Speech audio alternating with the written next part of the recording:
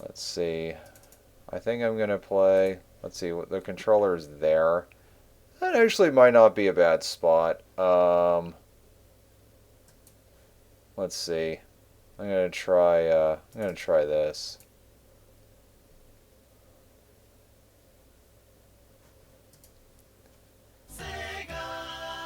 Yeah, casual playthrough of, like, Sonic 3 Knuckles Angel Island Revisited. I keep trying to speedrun Sonic Advance 2, and, I gotta say, that game really tests my fucking sanity. Let's see. I'm gonna do Sonic by himself, Tails by himself, Knuckles by himself, Knuckles with Tails.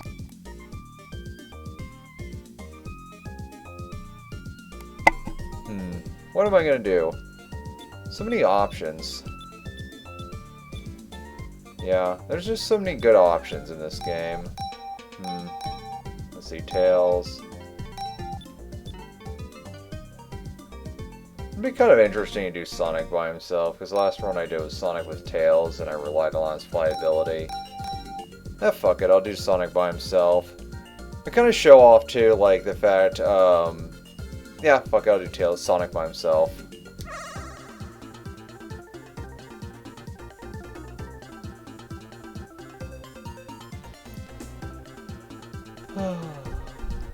I'm looking forward to, what version we'll get of this game with Sonic Origins. Because, they're going to be bringing this game back in widescreen officially. So, what's cool about this version, though, is that I can do drop dash. I can also do instant peel out.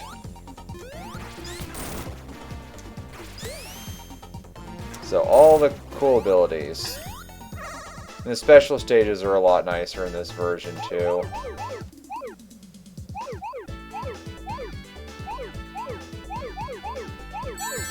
But yeah. I love these special stages. They're so much fun. Wouldn't surprise me if I totally fuck this up, though.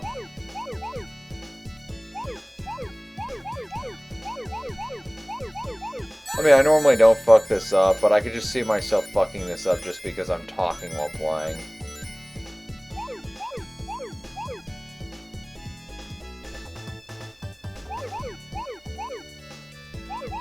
But yeah, if people end up liking this video, let me know, because, I'm kind of just curious, like, if people just enjoy watching me play games, or if people want me to primarily play games that I'm, like, trying to do some sort of competitive goal, like a speedrun or whatever. Like, any sort of feedback I can get would be appreciated, so I can kind of gauge what people would like to see when it comes to me in video game stuff.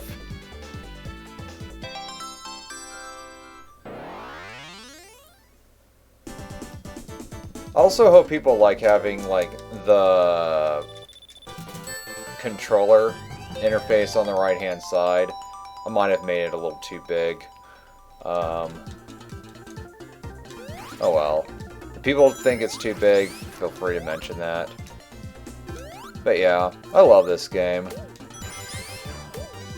And I love this version of this game. Like, Sonic 3 is basically my favorite Sonic game. And this version is the best way to play that game as of 2021. Now in 2022, the Sonic Origins version might end up being better, but we just have to wait and see.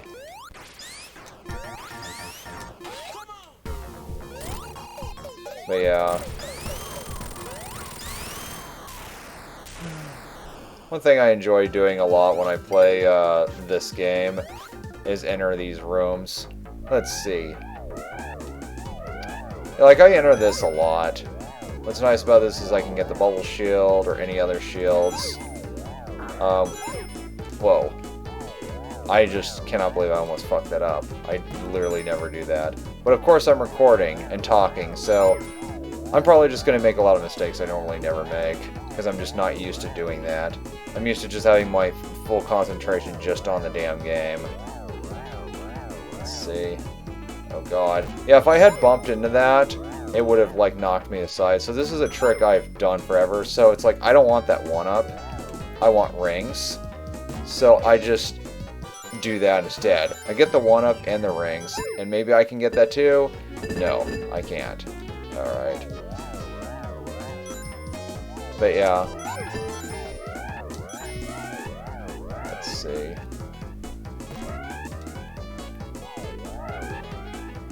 Oh well. But hey, now I have way more rings.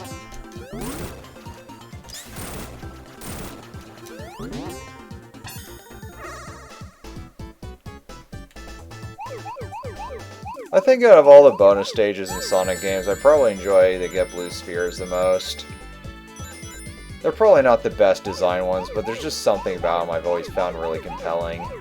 Maybe part of it's nostalgia as well. I mean, let's be real, like, when you've played video games for a long time, and you've played certain games, probably more than you should have. I mean, Sonic 3 Knuckles is easily one of my most replayed video games ever. If I ever dropped Sonic Advance 2 as a game to speedrun, it probably would be for Sonic 3 Knuckles instead, because I like this game more than Sonic Advance 2. But I'm not sure if I would enjoy speedrunning this game more than Sonic Advance 2, because there's, especially the original version of this game, I mean, there's glitchless runs, and then there's runs that do allow glitches. The runs where you have to learn how to do all these glitches are kind of fucking batshit insane. So one thing I find interesting about these is how you just increasingly go faster and faster, and it just increases the difficulty to where it's easier to mess up inputs. And when I'm trying to talk and play, it makes it even harder. I'm purposely trying to get every ring because I just like doing that. If you get every single ring in these, you get a 1-up. No, not a 1-up. You get an extra continue, which I never need. I just like getting the continue because I just like seeing that added to my little chart. See the perfect? There, the 50,000. That's the perfect bonus. And then you get the little Sonic continue. I don't know, I just like collecting the continues. I just feel like that's just a fun thing to do in this game. There's like a lot of different paths. Like, I can go upward. I love the different shields. I think when it comes to the bubble shield in this version, there's an option to make it function more similar to the Sonic Mania bubble shield. I don't know what the exact differences are, but so it just functions more like a Sonic Mania one. The electric shield's always nice. It just basically gives Sonic a double jump and rings like gravitate toward him. Very useful feature. Another thing that's nice about shields is that projectiles like bounce off. That was a feature they added to this game. Fire shield's really great. It just kind of homes Sonic forward. Especially useful for like a boss fight like this. Where, like, you know, if I didn't have a fire shield, that fire would have hurt me. The bottom of this would have hurt me. But yeah. But also it's kind of just cool in general. I mean, I've always just found this to be a really fun move. But yeah. But yeah. I love this game. Like, to be blunt, this is easily like one of my favorite games ever made. And I love this version. Like, I love that I can do an instant peel out right now. Like, I love that I just have options like that. Normally, I would do spin dash instead. Alright. Hope I don't fuck up, like, any of these special stages on this run, because that would be very disappointing. But if it happens, it's no big deal. Because it's just a casual playthrough. Basically, this casual playthrough is mainly just to explain why I love this game.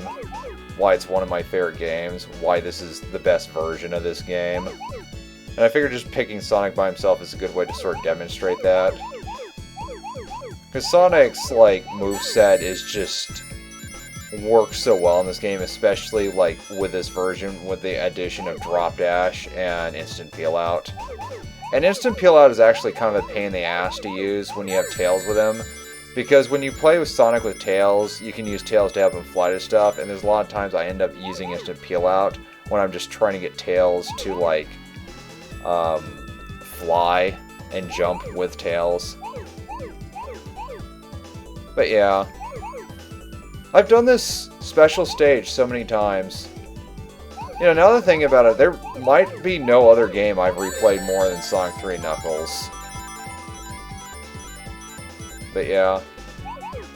Every time I play this game, I enjoy myself. I literally can't think of any time I've played this game and just had a shitty fucking time ever. Actually, no, that's not true. My first time playing this game was on the Sonic and Knuckles collection. And, I will never forget this one time. I was playing Sonic and Knuckles on the Sonic Knuckles collection. Worth mentioning, this game, Sonic 3 Knuckles is basically 2 games in one, Sonic the Hedgehog 3 and Sonic and Knuckles, because the games were split into 2 different games during development. So I was just playing Sonic and Knuckles one day, not Sonic 3, not Sonic 3 Knuckles, just Sonic and Knuckles on the Sonic and Knuckles collection. I remember in Leaf... God. Oh my god, what the fuck is the name of the rock? Oh, another thing worth mentioning, if you jump in the water with a fire shield, you lose your shield.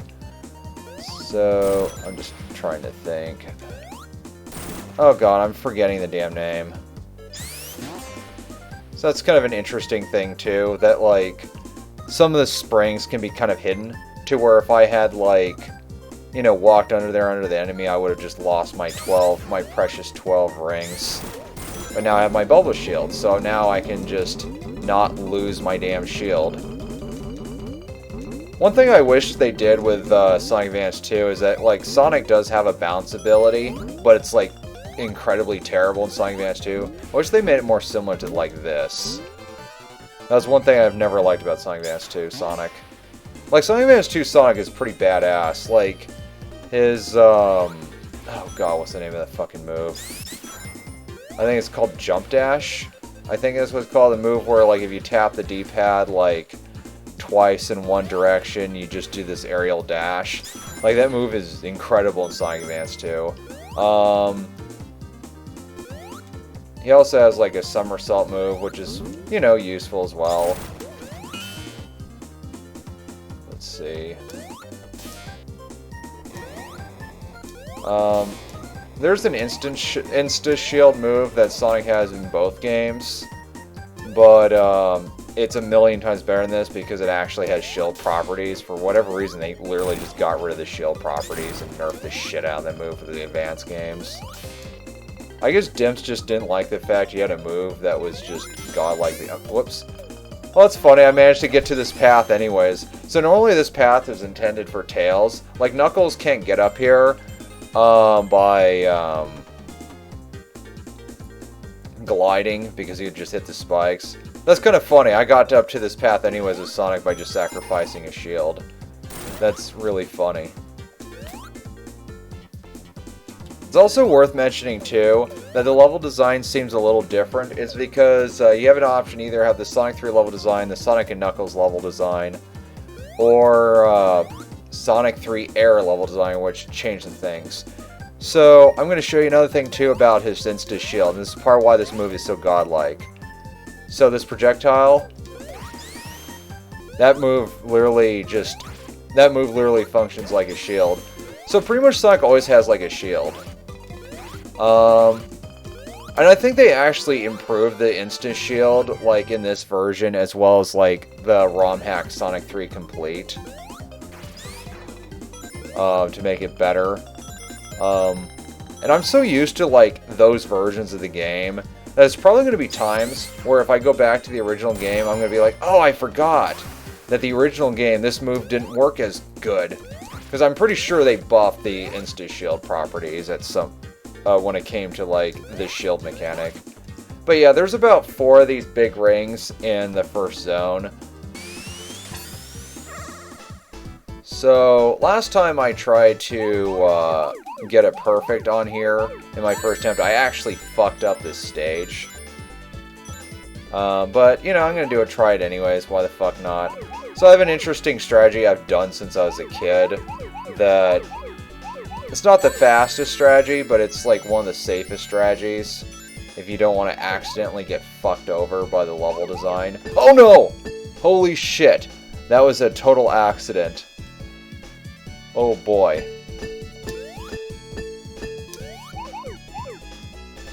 Wow. I'd almost just ruined this. Well, anyways, God, that was scary. My heart's, like, racing right now. Talking while playing video games is tough. I don't know how some of these fucking streamers that, like, speedrun these insanely difficult games gonna have, like, the most casual of fucking conversations while getting a world record run. I literally don't know how the fuck they do it. Alright, let's see. Oh boy, I went a horrible route. Okay. My concentration is just kind of fucked. Alright, let's see. Okay.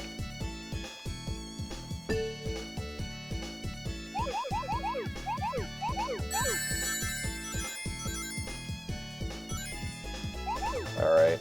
I'm not gonna talk because I just want to make sure I don't fuck this up.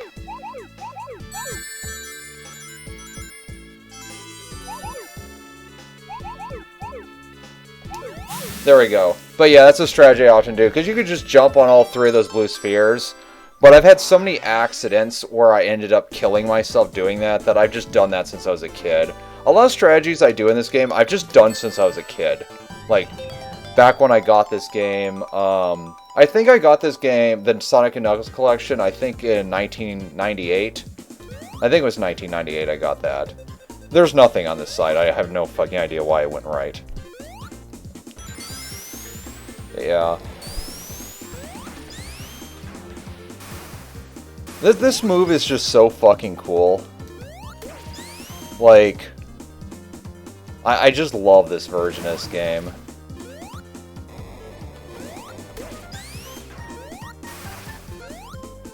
Another thing, another thing that's really cool about this version of this game is that so when I do the spin dash like that, I can hold left and like turn left. In the original game, as well as like in Sonic Advance 2 and like a lot of old Sonic games, you had less control once you like did spin dash or like roll. Whoops. Boy, those frames, I wish they made those frames look a little more fluid, but whatever. But yeah, for this version anyways.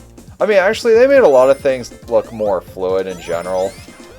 In the original game, for example, when you went, like, on a kind of a circular area, like when you do a loop-de-loop, literally it would just be about 8 frames, where in this game, it's like they do a whole 360 degrees. They did that as well in, like, Sonic Advance 2, if you saw footage of that. But yeah, there's a flame shield there. I'm not going to take that. So what I often do is I often go here. Oh, this special stage again. I guess I just keep getting this bonus stage. But yeah, I just often like to go to this bonus stage a lot. I might not do it as much for this run because I don't want to bore the viewers of me constantly going here. I mean, like, this would be a really... I gotta say this right now. Considering how often I fucking do this in normal runs, I think a lot of viewers would find it boring just me doing the same fucking thing. But, like, basically, this strategy of the trying to get the rings, I do that all the fucking time. It's especially useful if you have, like, all the Chaos Emeralds or all the Super Emeralds, because it's a great way to just have, like, an obscene amount of rings to where you just don't have to worry about losing your super ability. I was just trying that. Let's see. That's cool that I can do that. Normally I just do spin dash. So one cool feature they added to this game that I don't have set up is, so normally in this game you just hold right and you don't have to worry about anything. They're going to drop bombs, they're not going to hit you at all. And there's an option to have it where the bombs can actually hit you, where you have to actually do more than just hold right to add more challenge. I just have it set to the default. What I always found hilarious about, like, playing this with Sonic and Tails in, like, the original version, Tails always just got blasted like fucking crazy, while Sonic, oh, by the way, the fire shield would have been better for this fight, but it's fine. Because then But yeah. The boss fights in this game are so not stressful. Well, I just lost my bubble shield. Oh well. One thing's kind of unfortunate about this game, though, is so there's a glitch in the original game where when Knuckles, like, breaks this bridge, I could, like, jump upward. And, like, if I was playing as Tails, what I often would do is I would purposely hit this thing near here. So I'd jump upward, get here, then jump on top of this, and then jump toward Knuckles. But I have not been able to do that at all in this version. That's probably, like, my favorite fucking glitch in Sonic 3 Knuckles I discovered as a kid. I just always thought it was a really cool glitch. But yeah, I would just hit that. You know, press jump repeatedly and then, you know, do what I said earlier. Let's see. Like, I'm just gonna mash jump and it's not gonna work. Actually, yeah, it's not gonna work at all.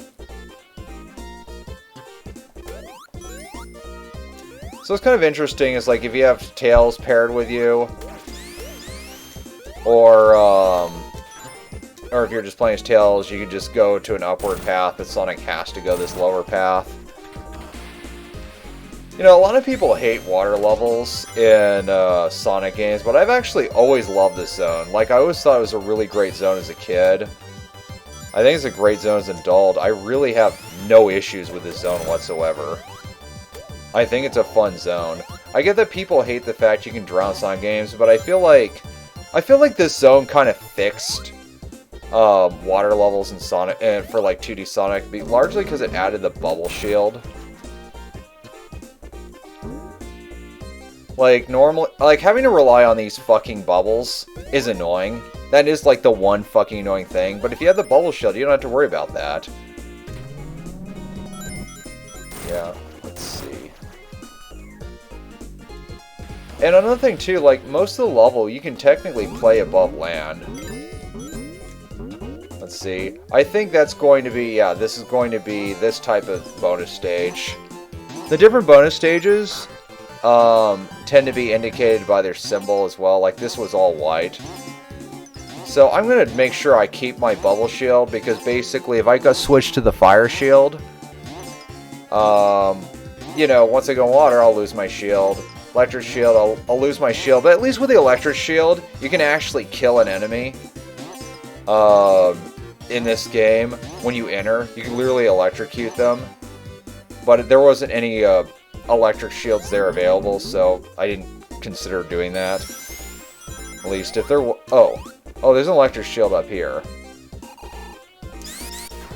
Okay. Oh shit. That's not what I want to do. Alright. Yeah, I'm gonna get the electric shield. So, remember how I mentioned earlier that when you go through these loopy-loops, it's a whole 360 degrees? In the old game, it'd be like, okay, you'd be there, there'd be one frame where it's like a 45-degree angle and then a 90-degree angle. Just very limited on the original Genesis hardware. I'm glad that, like, a lot of versions like this gave you... What the fuck? Gave you more options in terms of visual fidelity.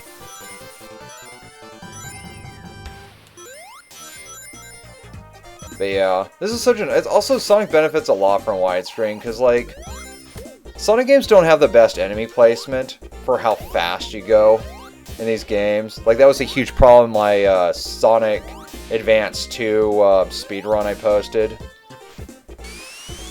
So, let's see. I just say... Oh. Yeah, to get those off, you just basically have to shake the D-pad like that. I think there's other ways as well. But, I remember I didn't know how to do... I remember one time when I was a kid, I got one of those enemies on me, and I just watched them, like, drain my rings, and I didn't know how to get them off, and I just fucking died. I don't want to go down there. Unless I can electrocute an enemy real close. Let's see. Because if I'm going to lose a shield, I want to do it... Well, I can demonstrate how you can electrocute enemies with a shield. Okay. Instant peel, I didn't let me do that. It's worth mentioning there's like 3 jump buttons. Circle, cross, square. Or on the original Genesis controller, ABC. Kind of weird how, like, C has been kind of mostly been abandoned.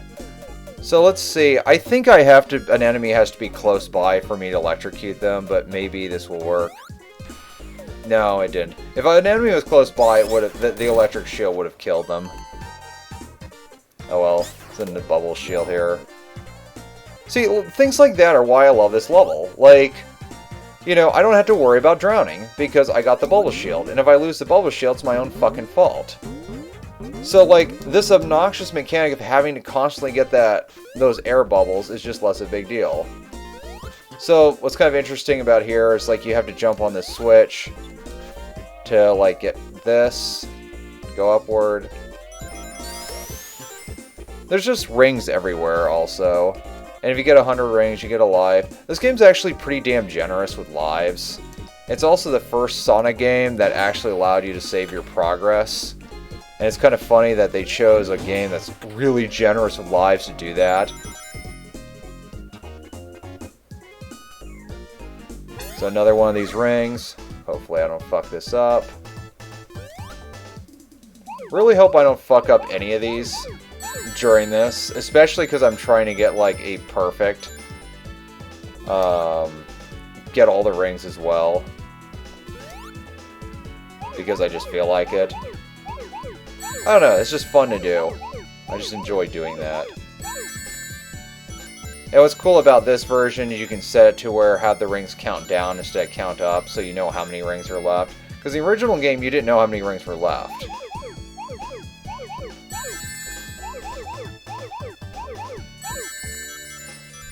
And you know, if I fuck up and I don't get all the rings, or whatever, not a big deal. It's just a fun little way to challenge myself. Oh. I'm getting some weird screen tearing. I think one of my maybe there's a setting that's off or something, because something keeps happening. Alright, there we go.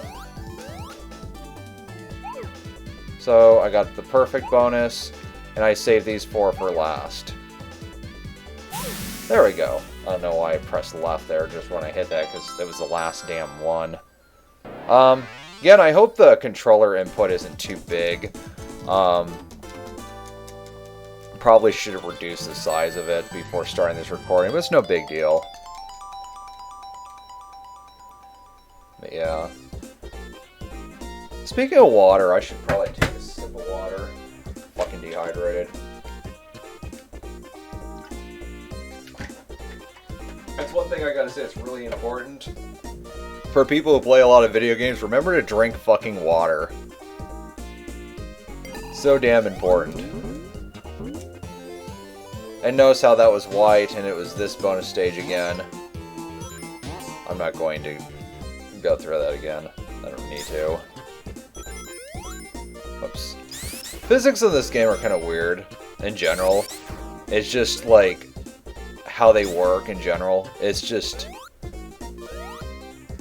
But yeah, and what works and what doesn't. Okay.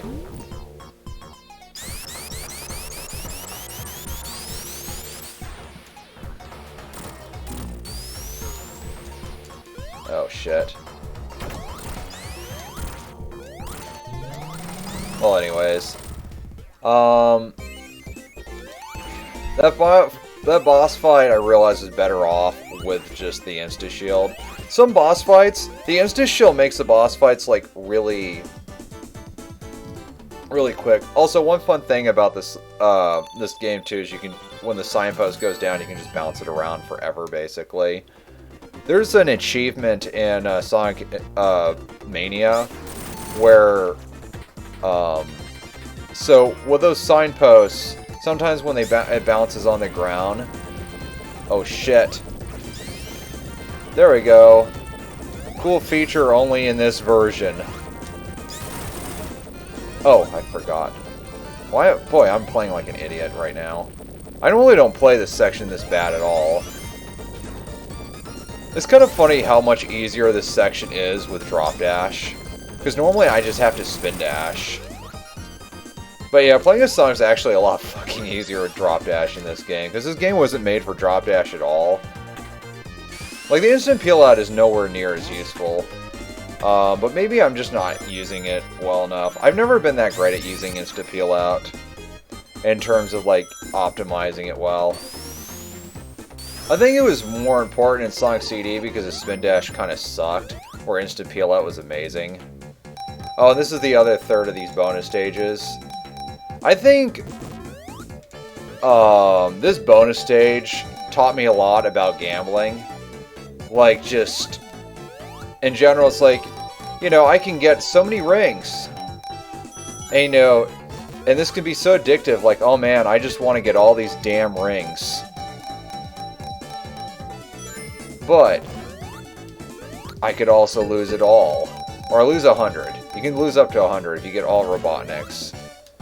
So, another thing worth mentioning too is that if you get 50 of these, 50 rings in this bonus stage, you can get a continue as well. In the original game, it was just if you had at least 50 rings while collecting ring, you get it. But they changed it in this version, as well as Sonic 3 Complete, to where you had to get 50 rings in this bonus stage, so it's kind of less cheap. There we go. I got the continue.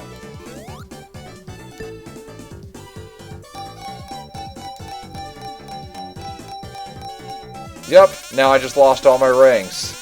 This is a great... like I said, this taught me a lot about how shitty gambling can be. Like, I have no rings. Okay, I have at least two rings. I mean, honestly, in Sonic games, you really don't need that many rings. But yeah, I went in with a certain amount of rings. At one point, I had a lot. But I was just too greedy. I just kept trying to go in there. And now I only have a pitiful amount of rings. I just love the drop dash in this version of this game. It's so much fun. Especially because this game was not meant for it at all. It's just amazing how well this move works in Sonic games, but what I don't like about the drop dash in Sonic Mania is that, so I love the insta shield, and you have to choose between having the insta shield, the instant peel out. Notice how I was able to get through, it's like, that's a perfect example of just how nice the insta shield can be. Like, it protected me from that enemy's projectile, and then I used the drop dash to just hit him. Like, you can't do that in Sonic Mania. Like, if you want instant peel out, you can only do instant peel out. If you want drop dash, you can only do drop dash. It's like, all these moves are so damn useful and fun. I don't understand why they didn't just design Mania to allow you to do all three of those moves. Like, I feel like Sonic is just incredible with all these three moves, and just designing a game around it would have been cool. Or playing a game where it wasn't designed around it. So I'm going to try to get up to that left section. There we go. Super easy for, like, Tails to get there. You just fucking fly.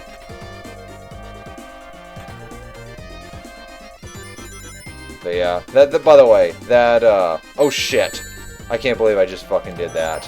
I was just gonna say that, the, invincibility monitor, you can't get that on there, on this side. You have to go on the other side to get it. At least that's what I think, based off level design. I'm actually... don't remember exactly. I'm pretty sure that, like, the level design is just set up a certain way.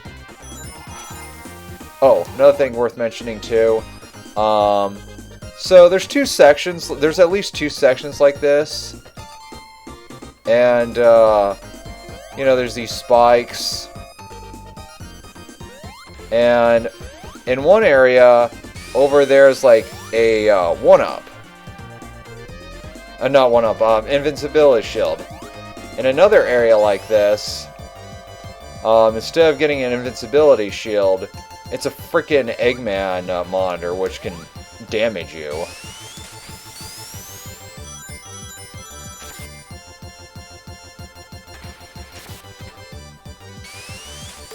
It's just so cool having instant peel out in this version of this game. Oh yeah, there's that too. I'm trying to remember. I think there was something on the left side here. No, there isn't. I'm thinking of a different level. That's one thing I don't like about this game, is that sometimes the level design can be really similar, to where it's like I'll think something's going to be in a certain location, and it turns out, nope, later in the level. Because there's some level design. The level design in this game can be kind of repetitive at times. What? Oh. That's weird.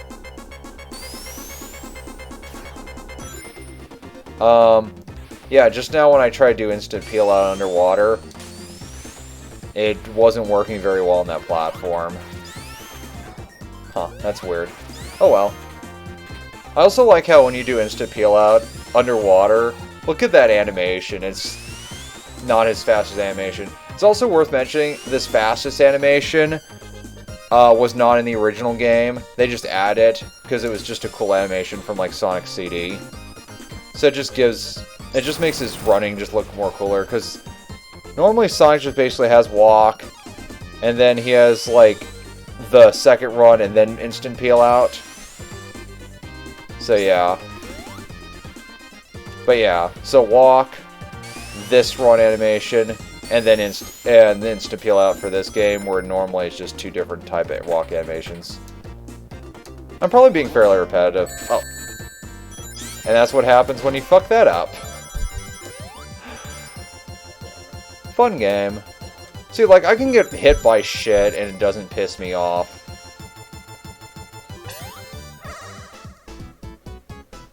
This is an interesting bonus stage. Really repetitive in design, though. I mean, actually, out of all the bonus stages, it's probably the most repetitive in design. Like, basically each room is the same. There's really not much variation in this design whatsoever. Just each room is the same. You're just basically on an endless loop.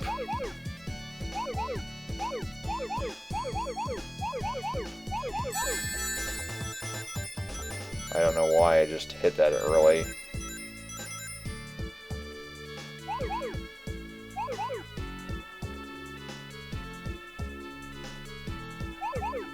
Ooh, that's kind of scary.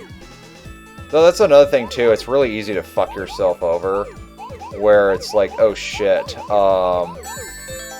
you can basically trap yourself to where it's like, there's like no blue spheres, to where unless your running animation's like really fast, it's easy to just accidentally kill yourself.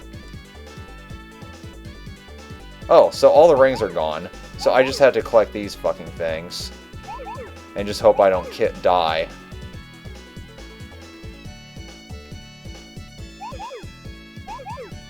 So see, there's all those reds. So I'm just going to go like that.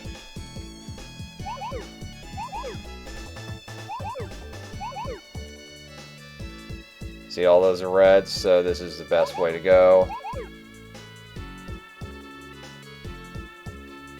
Not much blue left. See, only 2 blues left. So it's fine. Can you tell I've been playing this game since I was a little kid? Oh my god, I've probably been playing this game for like 23 years.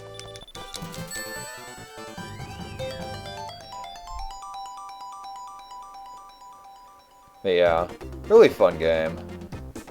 I love this game.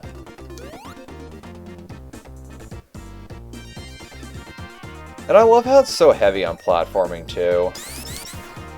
What the fuck? Okay, I will say this, in this version of this game, sometimes certain things work a way where it doesn't seem like it worked like the way it was supposed to. I don't know if it was just an issue with the original game or just this version, but I suspect it's this version. Oh well. I was hoping to go up there, but it's fine. I'm gonna try that again. Oh, why did I not say I should have done instant shield? Just get these damn enemies gone.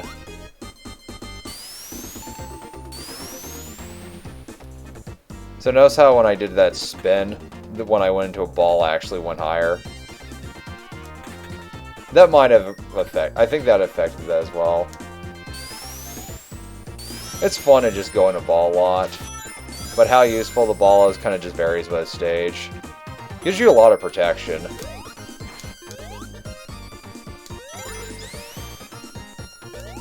Eh, fuck it. Gonna gamble again. See, this... You know what? This is good enough. I'm just gonna collect some rings on this... You know, fuck it. I'm just gonna go goal. I'm not gonna be too greedy. Fuck it. That's like winning at a casino, and then just, like, in your first try, and just being all, you know, fuck it. I just already won at this casino. It's not gonna get any better than this. I'm just gonna get the fuck out of here. Take my winnings and get the fuck out of here.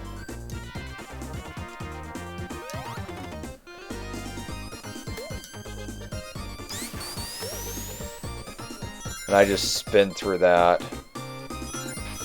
Now, I remember how earlier I mentioned there's a Robotnik monitor there. Oh, another thing too that's really cool about these games, if you hold down, you can basically increase your jump height when you bounce back up.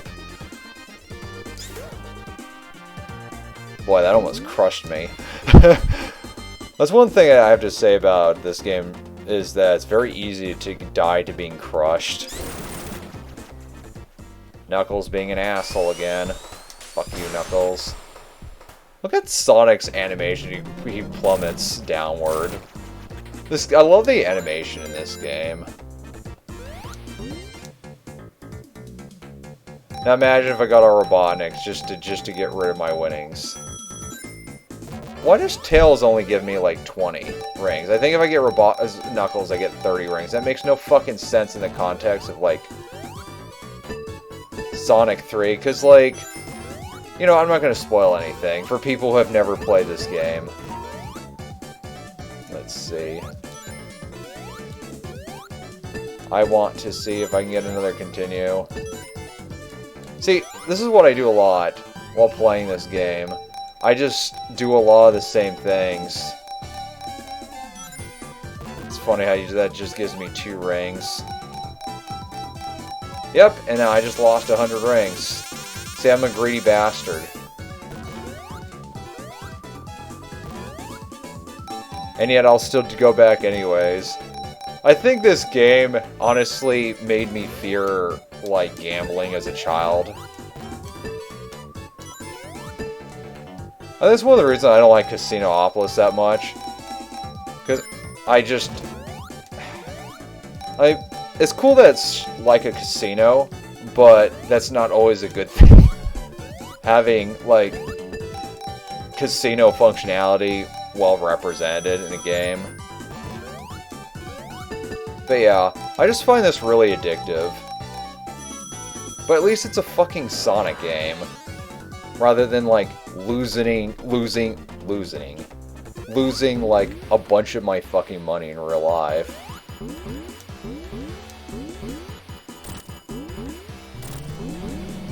This is a fun boss. All the bosses in this game are fun. Oh, and I got hit by the propeller. Oh well.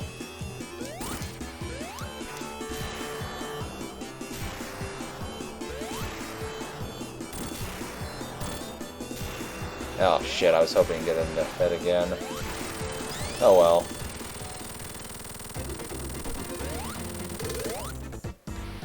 You know, pretty much every issue I've ever had with this game was basically fixed with this version. Like, literally every issue I have.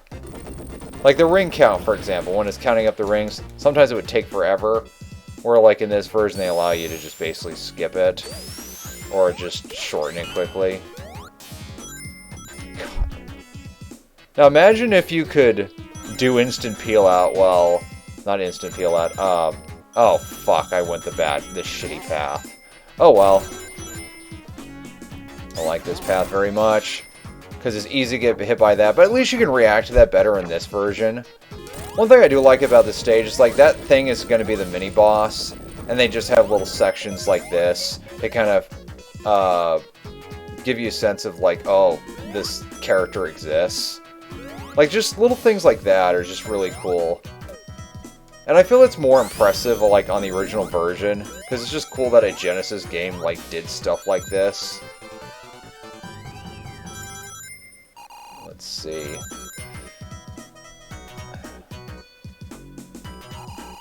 Oh, I almost have a different area of this game. Oh, I don't want to get hit by that. Fuck that. Yeah. That's one problem with this game, is that some of the level design can be kind of... have a lot of similarities. That just seems to be a running problem with, like, a lot of older Sonic games. I noticed that that issue is really bad in Sonic Advance 2. One thing I will say this about Sonic Advance 2, after learning to speedrun a Sonic game, a lot of flaws with this series have just become more obvious to me than ever before. That's one thing I think is very interesting about, like, speedrunning a game. You have, like, a lot of nostalgia, a lot of positive nostalgia for, is that, like, oh shit, there's a lot of things that aren't that great about certain games that are now more obvious, or just not perfect.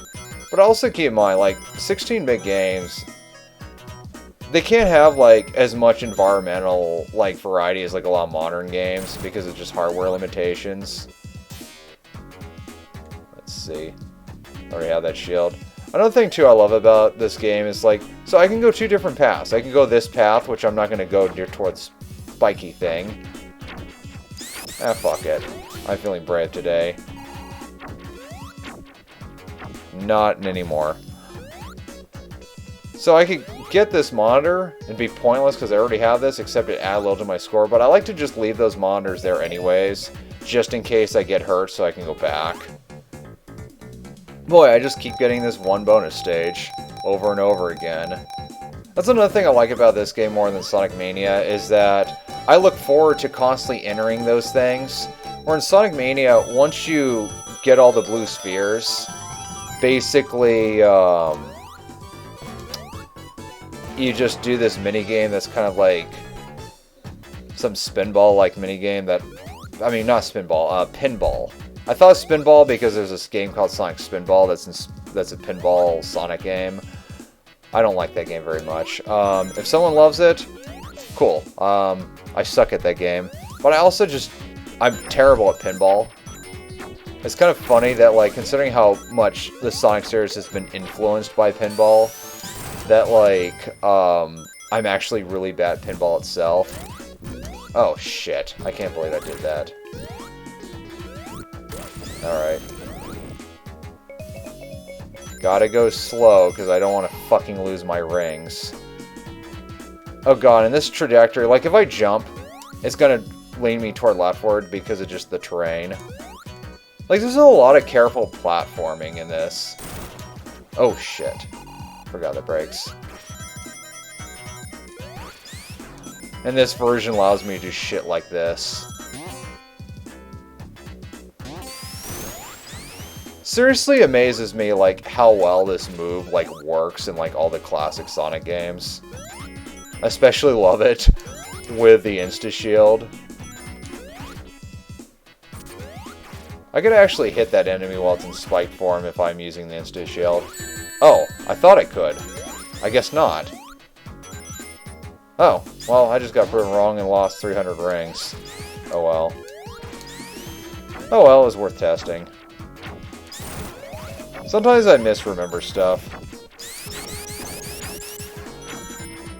And those things, those spiky, crushy things will kill you in one fucking hit.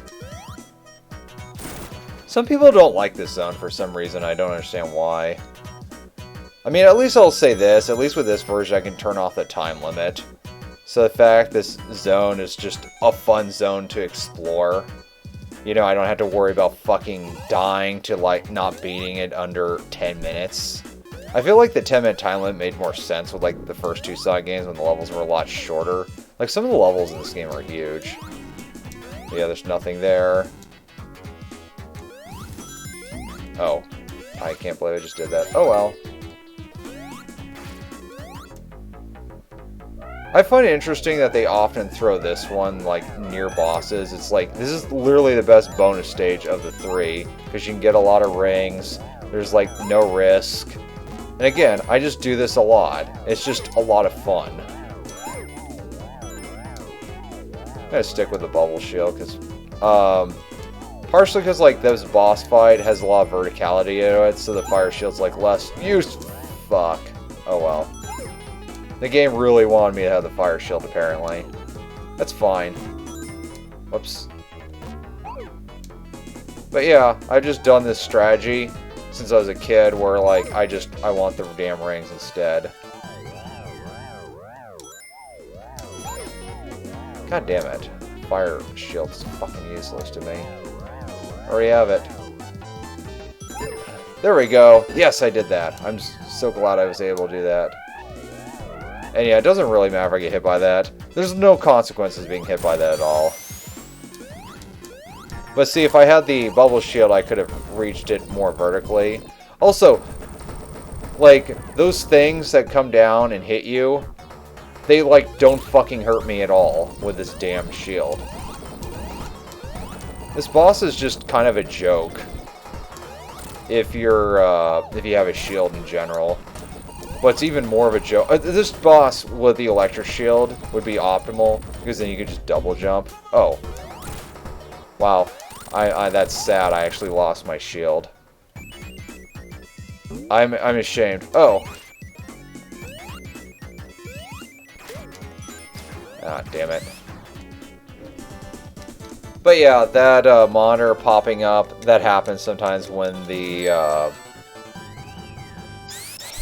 signpost goes down, and there's an achievement, Sonic Mania, where you can get achievement if you get 2 monitors.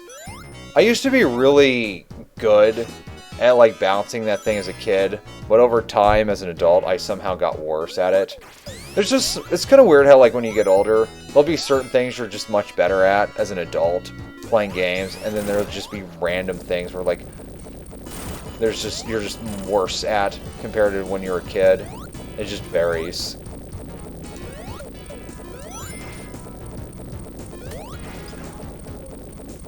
Let's see. I like how there's that one path that basically you have to spin dash or else you have to go to the bottom path. You know, normally I go this upward path.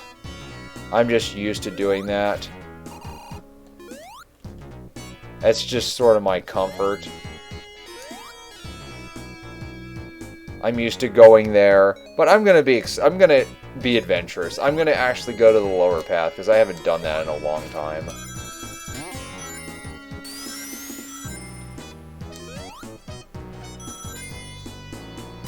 Actually, let's see. Well, this is really disappointing, actually. I'm gonna try to go to the path, actually. Yeah, I'm just gonna go back. That's another thing I find cool about this mechanic. Is just, basically gives Sonic the ability to kind of fly.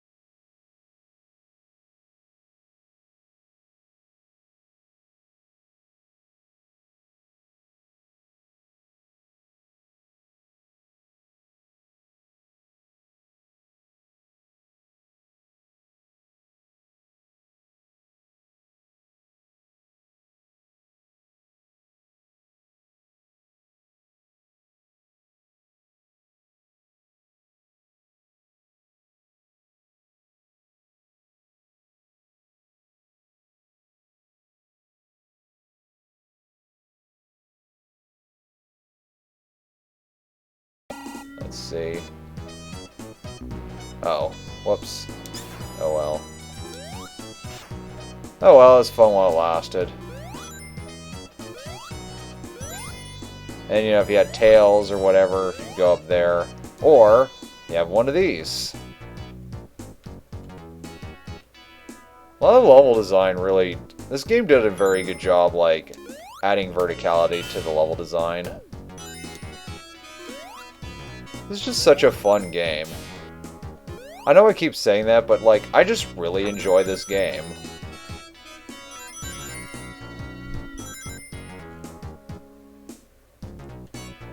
Maybe one of these days I should try to write a review about this. Last time I tried to write a video game review, it was for Rayman, and like, I had a good script, but over time I just... Or at least I felt like I had a good script at the time, but I just kind of lost interest in the project.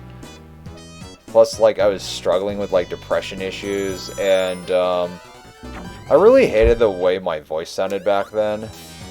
And, like, nowadays I'm fine with how my voice sounds. It's funny how, like, the older you get, like, the more comfortable you just become with yourself. Or stupid shit that really didn't fucking matter that much, like how my voice sounded. Like, boy, it would really bug me back then, but yeah, nowadays I just don't give a shit. I'm used to how my voice sounds.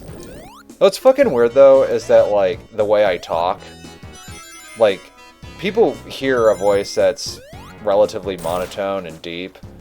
When I hear myself talk, it's not monotone and it's not deep. Like, what I hear right now, not monotone, not deep, and yet that's what people hear. One of these days I should probably go in an audio editing program and like alter my voice to try to be more similar to what the fuck I actually hear, so people understand why my voice is just so fucking was so jarring to me for a long time. But I'm just used to the fact that like my voice, you know, sounds the way it does.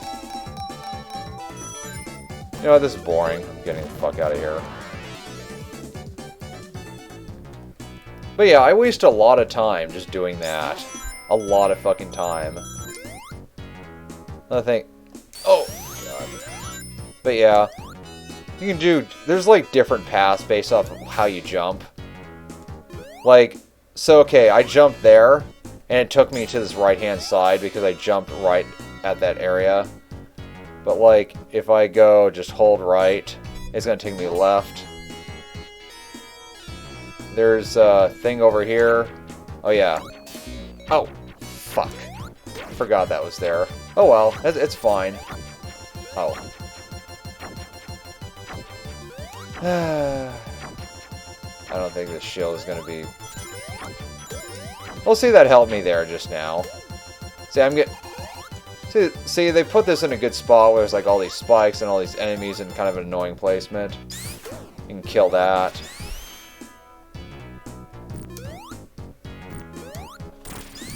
Oh, God.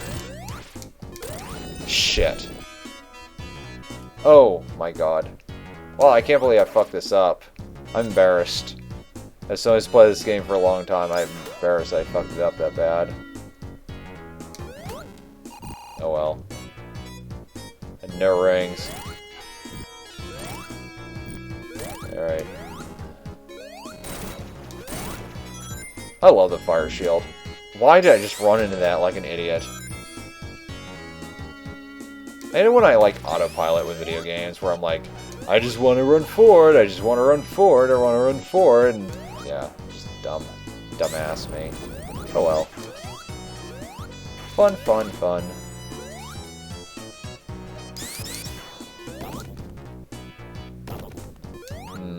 Should I go that path? Riskier. Can't spin dash there, I just had to be really fucking quick. Oh no, I'm gonna die. I had to do a real short hop to get there. Oh. Maybe this is a Tails path? This might just be a Tails path. I don't remember. There's the level design varies so much that even though I've played this game so many different times since I was a kid, like sometimes the level design's like, oh yeah, I forgot the level design's like that. Plus, as I mentioned before, this is like the Sonic 3 era layout. So there's going to be differences compared to the layout I'm used to as well. The Sonic 3 layout, basically, certain zones were different with Sonic 3. And, like a Flying Battery Zone, for example, was initially intended for Sonic 3. So, like the Flying Battery layout... Wait, how the fuck do I get out of here? Okay, there we go.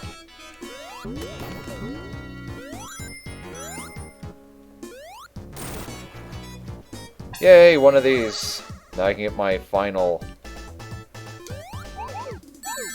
Now I get to become Super Sonic unless I fuck up this bonus stage. Which is possible, I could totally fuck this up.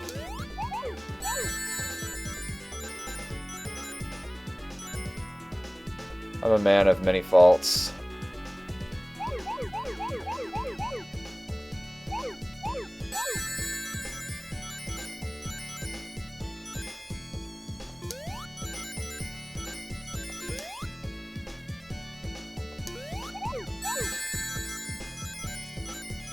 I'm not going to talk much because I just don't want to, I just need to concentrate. I just don't want to mess this up.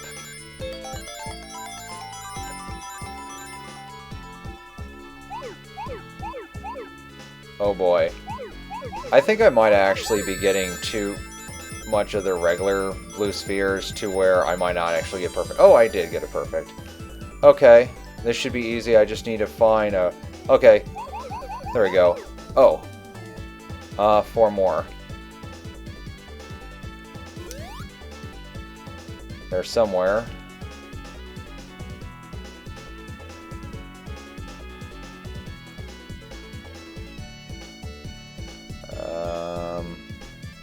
Somewhere.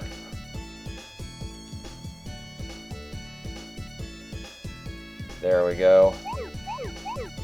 There we go. Yep, now I get to become Super Sonic. And Super Sonic is extra fun in this version because of Drop Dash. That's another thing I like more about this game compared to Sonic Mania. Super forms are a lot better in this game. Especially if you can have hyper moves, hyper forms. Hypersonic in this game is incredible. One thing I love about this version, they added a feature similar to Sonic Mania, where like... So in the original game, I couldn't turn to Super Sonic unless I didn't have a shield. And I had to press the jump button twice. So basically, the button that normally does instant shield, I would just be put into super form. And I couldn't exit out of it at all. Where in this game, they made it where... for triangle on like a DualShock 4...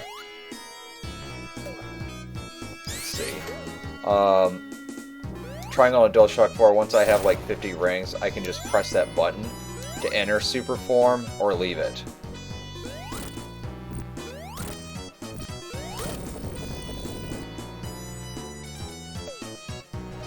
But yeah.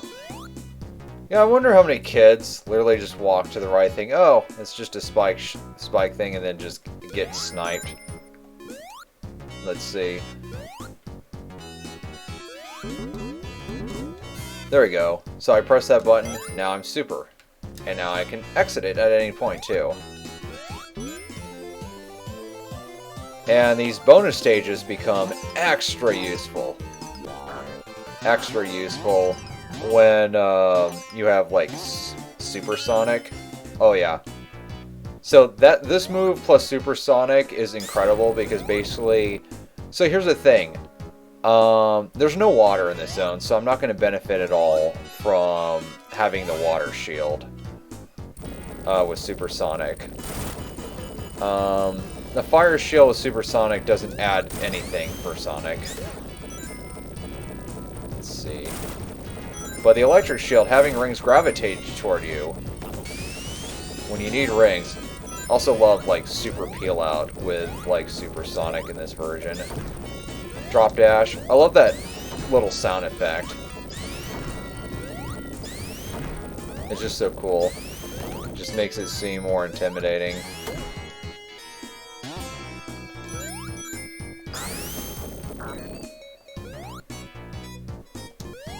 Oh, I forgot that's all that was there, and I already had that, so I'm just wasted time. Oh well.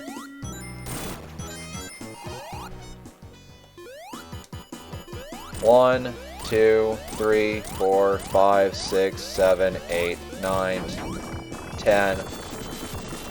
No, he'll just die in one hit once Tails, like, takes me to Robotnik. Notice the counter? Over 10 minutes. Over 10 minutes. I would have gotten a time over in the original game. This is why I fucking hate the time limit in this game. But, you know, for this version you can, like, get rid of it. I have to say, this fight is actually a pretty cool fight. In fact, you just move Tails around and you jump, and this and that, but whatever. Doesn't really matter so much.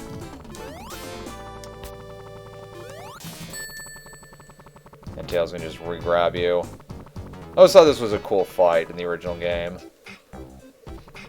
And then, because I don't have Tails paired with me, he just goes away. Oh, goodbye, Tails. I love Tails.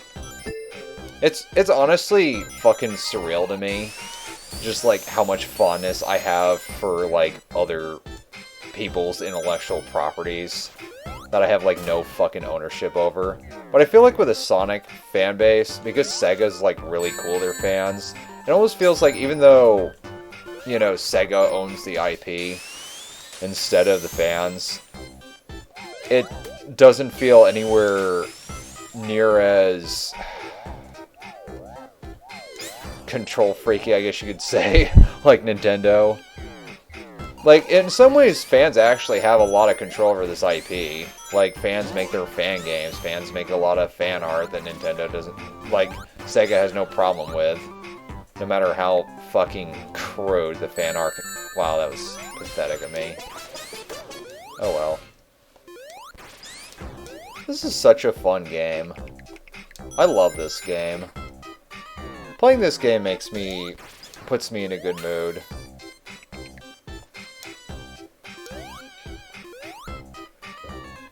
One of these days I need to buy a fucking webcam. I think it probably would make this video more interesting if people could actually see what the fuck I look like while I play. Oh well. I hope my audio commentary and just the gameplay and the control overlay is good enough for now. And again, if people want me to do more casual, long playthroughs, it's kind of funny. I just enjoy messing with, like, these mechanics in this version. Let's see. This mechanic's kind of weird. Let's see. I'm gonna try to get up there. Let's see, what's the most effective way to do that?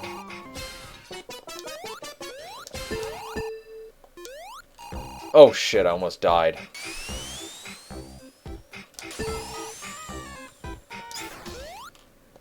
Okay, I was way off. I'm trying to remember how I get up here. There we go. There we go. And now, because I already got all the bonus stages for the first half of the game, getting that just gives me my lovely super form. And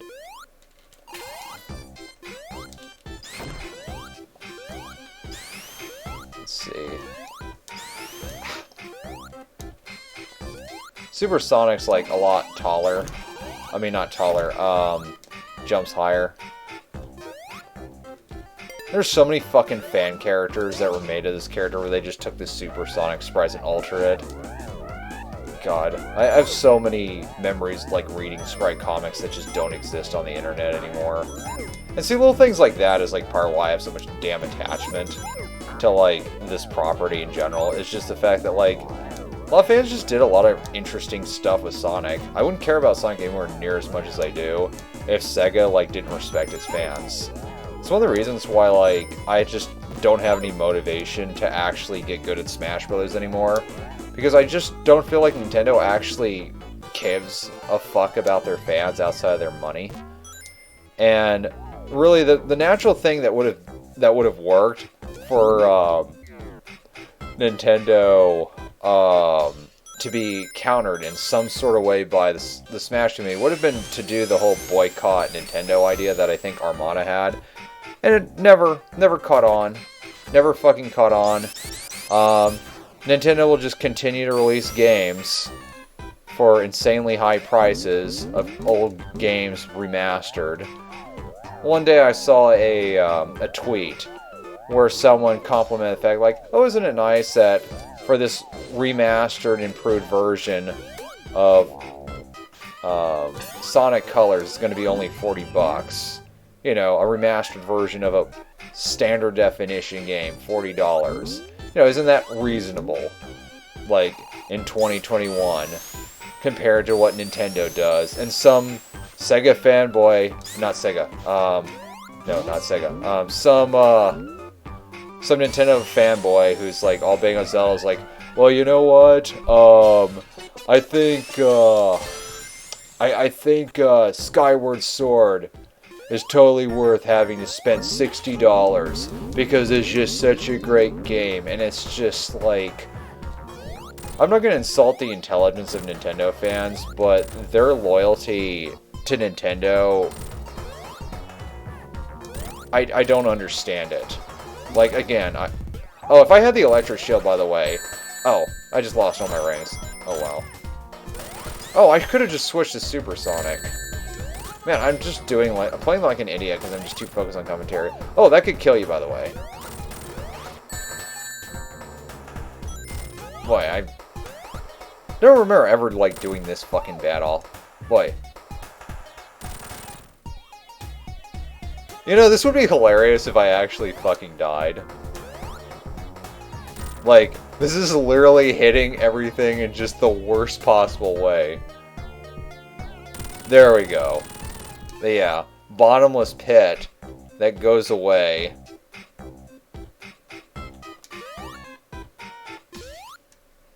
Bottomless pits are fucking weird in video games. Especially when it's like a bottomless pit that's like not actually a bottomless pit.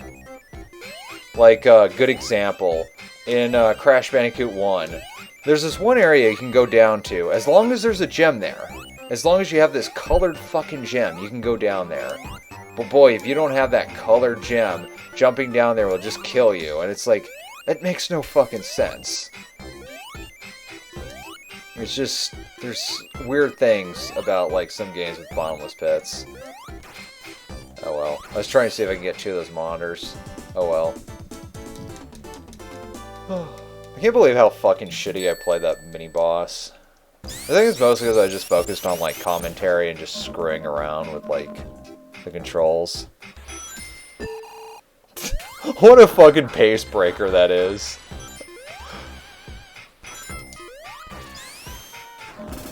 God. Oh.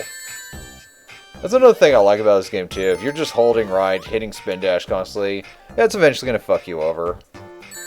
What the... Okay. Wow. I'm playing, like, garbage right now. What the fuck is wrong with me? Let's see. These bumpers are interesting. I like trying to get it to bounce while in this animation. I just think it's just interesting just to see it bounce like this. Oh. That's not interesting, though. Oh, dear. There we go. I have no fucking rings, but I have this.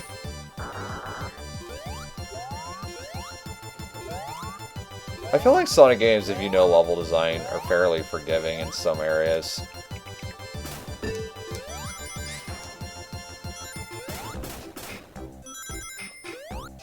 And the Sonic series has an interesting history of balloons. I think this might have been the first game in the series where you can jump on balloons.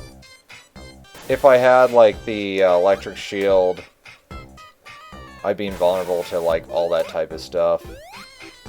Oh, the barrel. Barrel mechanics in this game are interesting. Like, go really high, really low. And, the main reason I know how to use the barrel well is because of a section later in this level that, even Yuji Naka admits was a mistake. Like, that's pretty bad that there's like one element to level design in this game that Yuji Naka actually has publicly expressed regret, including in the game. And for people who have no idea what I'm talking about, you'll find out soon, because it's in this level.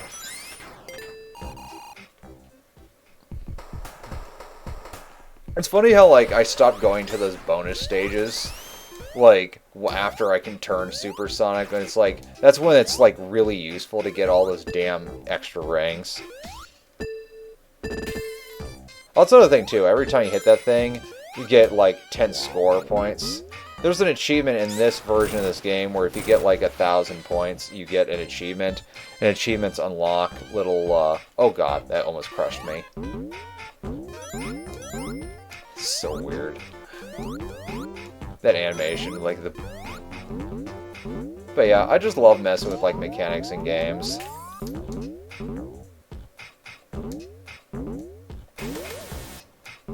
But yeah. And I'm not gonna die underwater because of the bubble shield. Again, it's like, the water mechanics I felt like that people hated the most about Sonic games really wasn't an issue in this game just because they added a bubble shield. There's times I've actually died just getting crushed those things on my side by going down. It's just the worst possible time. This is such a nice version of this game. But yeah, if you want to play Sonic 3 Knuckles, this is the best way to play it. As of 2021. And they just did an update, I think about a month ago, that improved some of the bugs.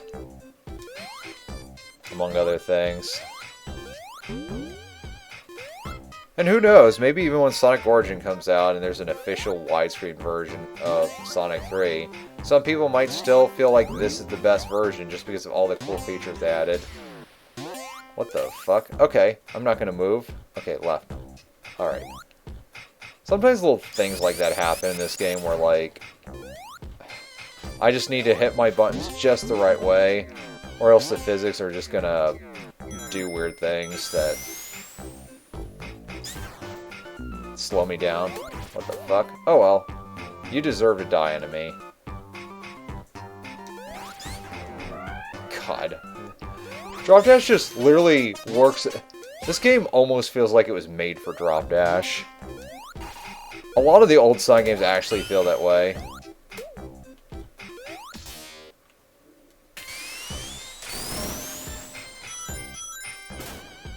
God, Sonic is so much more fun in this game.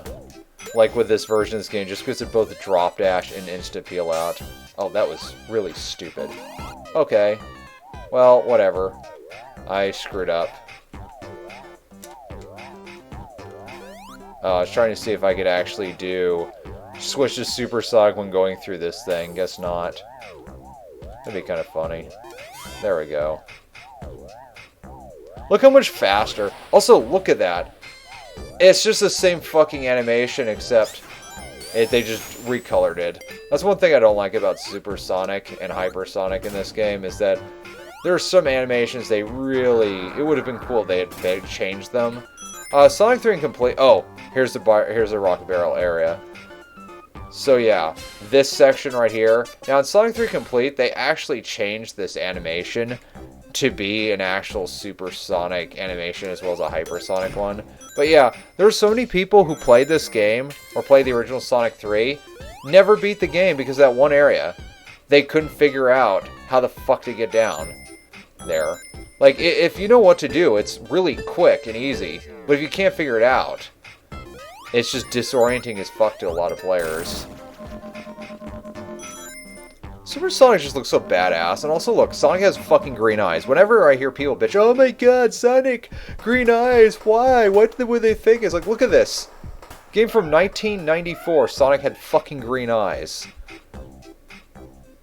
He loses the green eyes when it switches the animation. It's just the fucking recolor, though. Super Sonic just makes these boss fights a fucking joke.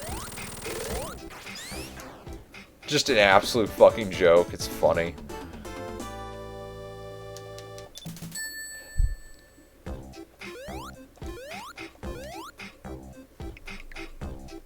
So it's worth mentioning, in the original version of this game, this transition was going to go to the flying battery. And what's also nice about this version of this game is you can actually change the background to be nighttime, because it's kind of weird to go from the zone I was in to Ice Cap being all bright. That never really made any sense, so I like that there's an option in this version of this game to turn that dark. You can actually change the level order to the original order, where Flying Battery does come between these two levels like it was intended with the original Sonic 3 before they decided to split the games up into 2 games. Just some interesting Sonic facts. I love this game.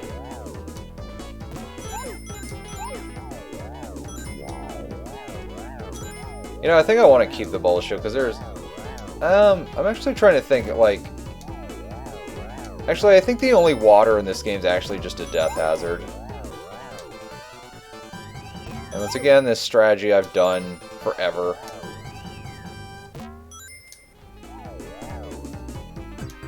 But yeah. And now I get to just blast through this level just as a joke. Let's see if I can actually... So this you actually have to use a spin dash to break that.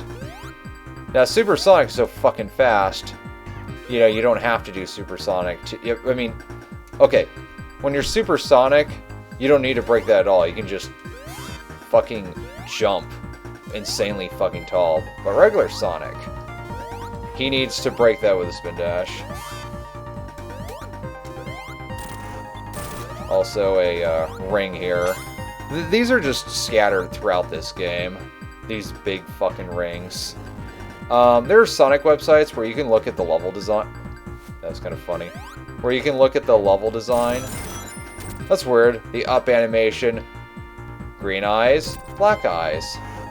Stays green. Isn't it funny? They made sure there was a downward animation for Supersonic. But they didn't bother to give him a real animation for looking up. So he goes back to the dark colored eyes.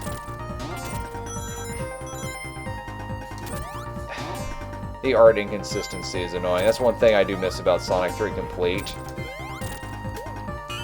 I love Sonic 3 Complete. That's just such a cool way to play the original game, like either through like emulation or on a real hardware. If someone has real hardware, like a lot of people who play ROM hacks, they play it on real hardware using things like an EverDrive cartridge, where you could just connect an SD card to a cartridge and then just play a bunch of Genesis games. Sonic's animation, like when he's like leaning against a wall, I think looks really cool in this game. Like, look at that. He's just all badass, like pushing his elbow. I mean, look how badass he looks. This is regular Sonic. You know, it really makes it look like he's really fucking pushing. It's like it's really taking a lot of effort. Super Sonic, like, no. I'm just gonna fucking push whatever I need to do with my fucking elbow. I mean, look how badass he is.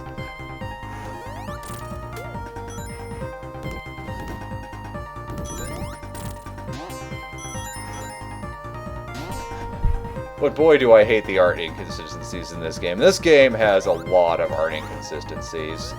I'll give Sonic 3 Complete some credit for at least addressing some of those inconsistencies. Also, what's weird about the Sonic games in general, being able to look up and down has resulted like in a lot of fucking glitches. One of the reasons why like I decided to speedrun Sonic Advance 2 was I would look at these speedruns for all these different Sonic games and I'm like, what the fuck are with all these glitches? I don't want to have to learn a bunch of glitches for like my first Sonic game to speedrun. So I thought, okay, I know you don't have to learn any major glitches at all. Like, literally none whatsoever to become, like, a top-level Sonic Advance 2 speedrunner. So I thought, fuck it. It seems like a good game to actually start off with. Especially because I didn't want to learn any glitches. I just love these mechanics. I could do shit like that all day. Maybe it's good that there's a time limit in the original game, because I'd waste a lot of time doing stupid shit. So, I'll just show what this boss does. You know, I'm going to just exit out of this Supersonic to kind of show a strategy and how to actually play this thing. I think, honestly, it'd be pretty boring if you guys just watched me just beat the rest of the boss fights with just Supersonic. Because there's, like, no challenge at all. There's absolutely no challenge to fighting these bosses with Supersonic. And I like how in this version, I can just swap from Supersonic to regular Sonic. You can also do that in Sonic 3 Complete, where... So in this version of this game, you just press triangle. You just repeatedly press triangle to... You press triangle once to swap back and forth. In Sonic 3 Complete, the way they did it was had it where you just pressed all 3 jump buttons at once to switch. Which I think that was how they did it. I think it was pressing all 3 jump buttons. I could also do this all day. Wouldn't this be an exciting video? Imagine if this was just like the next hour of this video. Where I just did this. I wonder how many people would just exit the fucking page out of pure boredom, like, why the fuck am I watching this? There's so many better things I could be doing with my day than watching this fucking asshole, like, just constantly hit this signpost in a fucking video game.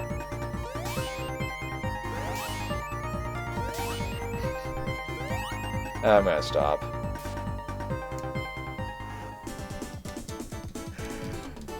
Damn, I have 40 lives. That looks like a D. Well, now it's 41.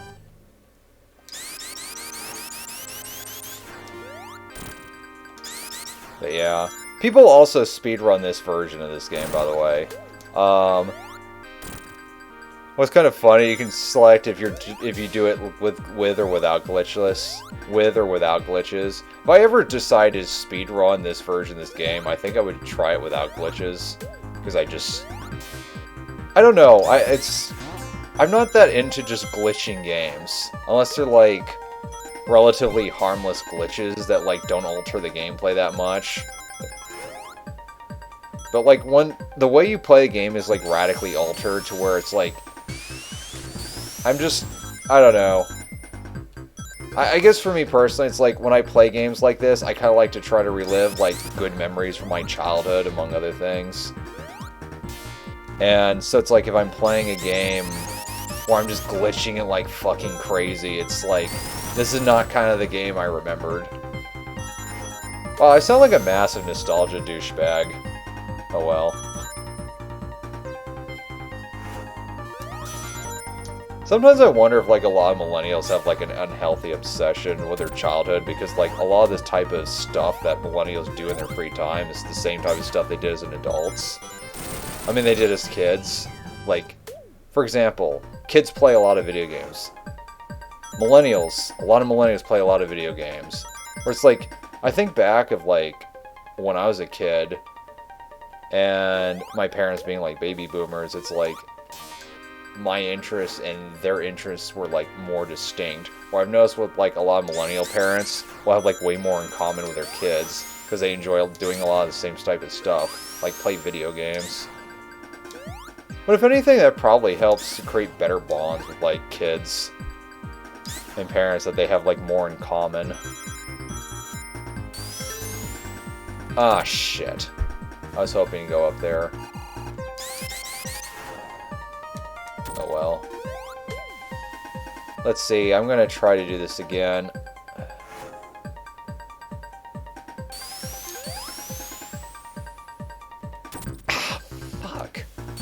Okay, there's an enemy.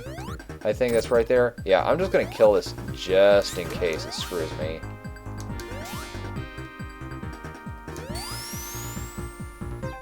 Little tricks like that are so cool.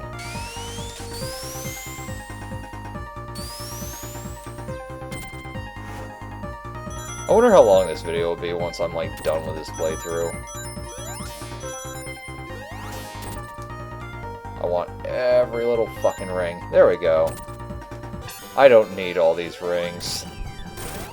But why not? But yeah. Gee, I wonder if I'm gonna run out of rings to where I can't play Supersonic anymore. This boss is amusing with Supersonic. Because, like, basically, you can just do this. Oh wait, I forgot that's the Knuckles version. The Knuckles version, this thing goes up and down because the Knuckles fights are more harder.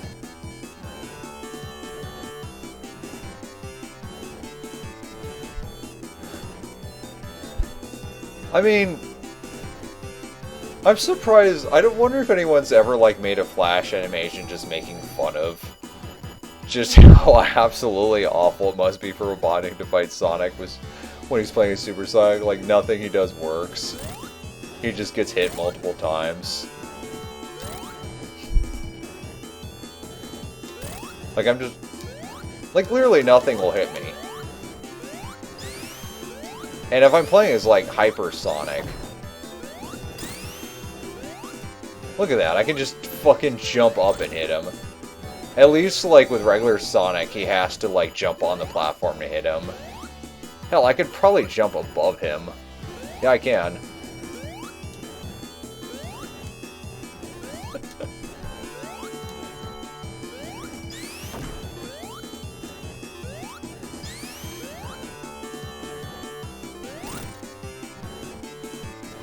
Yeah, I'm having too much fun with the mechanics of this game. Oh. Oh well, fun's over.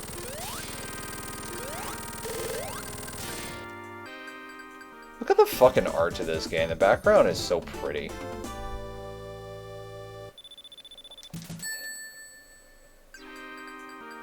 What's kind of interesting too is that, you know, a lot of the earlier level transitions, when you go from one zone to the other, you know, it's just a scripted segment. Where, like, for the later ones in Sonic 3, you actually just move instead.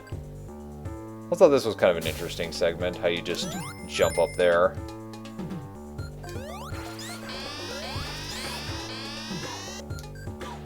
Oh, there's the bird. But yeah, sometimes I like to just hit this anyways, just to trigger a bird, just for fun. Because they're fun to kill. Yes. That's another thing, too. Trying to kill that enemy is not difficult with Sonic, but trying to do that with Tails or Knuckles, less options. This game was just made with Insta-Shield in mind, but like Insta-Shield plus like Drop Dash is just, man, I am repetitive. I'm just saying a lot of the same things about how fun this game is.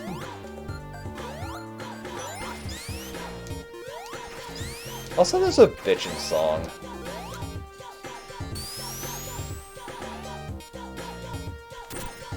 Bitchin' fucking song. That thing will kill me. I get crushed.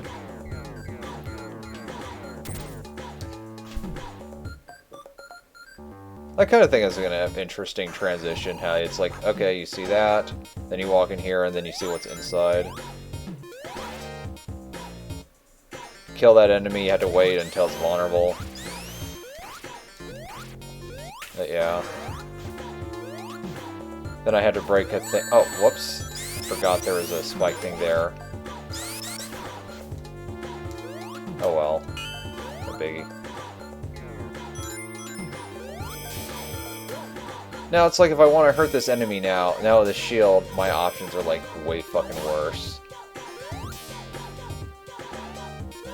Oh well. I'm actually trying to think if there's actually a way for me to hit that enemy at all without insta-shield.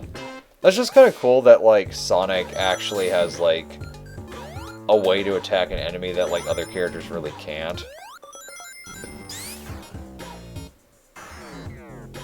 Level design in this game is just so damn cool. Another thing I like about this game compared to, like, Sonic 2 is that, like, there's basically speed boosters in this level and other levels in this game, but at least in each zone they had a unique speed booster. Like all the ways you get little speed booster, like things like that speed booster is only in this zone. In terms of like that type of aesthetic. Same functionality basically in many regards, but it's just, at least they had an aesthetic change. Oh well. Gotta kill these frogs. Fly, birdie! It's kind of weird, though, the whole concept of, like, these enemies are, like, basically flickies. like trapped in robots. It's like in, they follow that with like Sonic Advance 1 and 2 as well, but for whatever reason in Sonic Advance 3, when you destroy an enemy, it leaves behind a ring instead. I mean, that's more useful to the player, but like in terms of like the continuity of like the Sonic series, less consistent. Though over time it seemed like the whole idea of like Flickies coming out of robots, they just cared less about that concept in general. I kind of wish they stuck with it, because I felt like it just made things stand out a little more with the Sonic series. If like robots... Oh well. Hey, I can just become Super Sonic.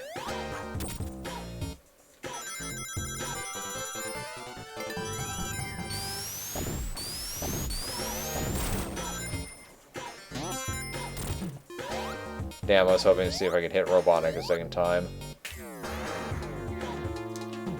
I think there's actually a way to defeat Robotnik in this stage in like the original version, but it's kind of a pain in the ass. I think there's like a way you can just hit him multiple fucking times. I'm not gonna bother with a special stage.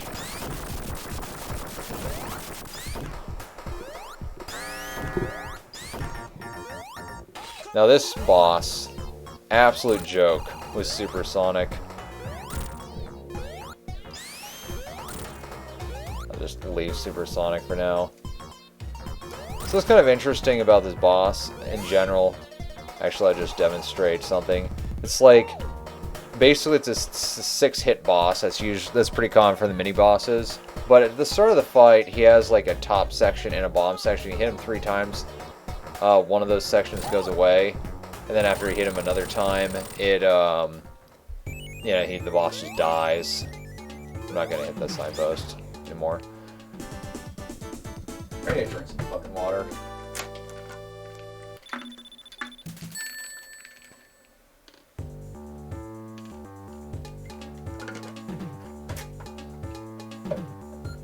When I first played this game, look at Sonic being patient, and he just points forward. Some people don't like the idle animation in this game for Sonic, because in Sonic 2, it was just... he did a lot more than just point forward. Like, he literally would just lay on his side and just get fucking annoyed. The best idle animation, I think, was actually with Sonic CD. Because if you just literally just let Sonic just be on the idle for 3 minutes, he literally will just talk to you, like for the first time ever in this series, and just say, "I'm out of here," and just jump off the screen and you get a game over. Like, the fact that's like the first time Sonic ever talked in in this series, like in an actual game, is hilarious. Just literally telling you, "I'm out of here," after you just leave him idle for 3 minutes. I don't know why they never did that. I mean, it's pretty cool they did that with that game. They never did that again with another Sonic game, as far as I know. I don't think they did. Man, I'm seeing a lot of Sonic facts in this video. You know what? People are probably bored by this, even though I want to get... You know, I just want to get enough rings to where I can be Super Sonic again. I'll just get enough rings for that, or Robotnik will take away all my rings, because I'm a greedy fucking bastard. And I'm now leaving with no rings. This is why gambling is bad, kids. Actually, I hope kids aren't watching this video. That's actually one thing I do find a bit weird in general about just, like, the internet. It's like, okay, this was an E-rated game, marketed all ages, and yet this video... it's not for all ages, because I like to use vulgarity. And it's just... I don't know, a lot of the Sonic fandom for a lot of fan work uses vulgarity as well. I mean, some of the Sprite comics I used to read when I was a kid were basically R-rated.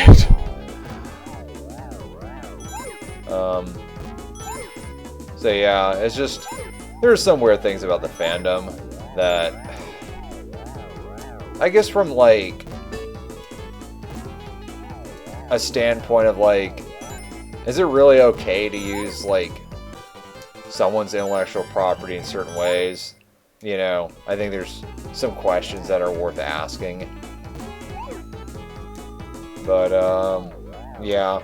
It's something I think about more now compared to when I was younger. When I was younger, I had, like, no problem with that at all. Like, sure, make an R-rated Sprite comic featuring Sonic involving, like, sex jokes and other stuff. Sure, that's fine. No problem with that. Now it's like at 31, it's like, well, I'm pretty self-aware that a lot of kids are probably going to just end up reading it anyways.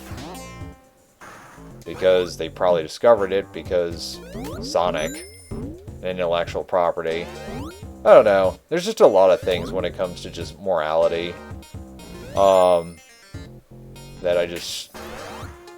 The older I get, the more I'm, like, confused, like, whether or not certain things should, like, stop happening because of just obvious consequences. Though, to be fair, like, Sonic Sprite comics are kind of a dead medium. And a lot of the ones that get made today are actually pretty fucking tame compared to the shit I saw when I was younger. Like, goddamn, the Sonic fandom, like, in the early 2000s was just edgy as fuck. I mean, like, there's one Sprite comic I used to read back when I was, like, 12 and 13. I think it was called YT. God, I forgot the abbreviation. I think it was, like, it was by this person called, like, Dragon Goddess. I think that was her handle. I think it was, like, YT Triple SC. I think that's what it was called. Hilarious comic. Really funny comic. But goddamn, it was vulgar as fuck. And, yeah. I don't know, just a random ramble about, like, Sprite comics, I guess. I just think a lot about things like that when I play, like, old games. And I've been thinking a lot about, like, that era of my life a lot lately, because I've been playing Sonic Advance 2 so much, and that game came out back when I was, like, addicted to reading Sprite comics and obsessed about the Sprite sheet. Partially because I was making Sprite comics using the fucking Sprite sheet. But yeah. Childhood is fucking weird.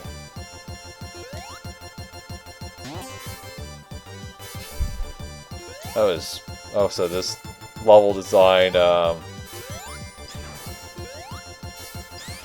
the fuck? I don't think that was supposed to happen.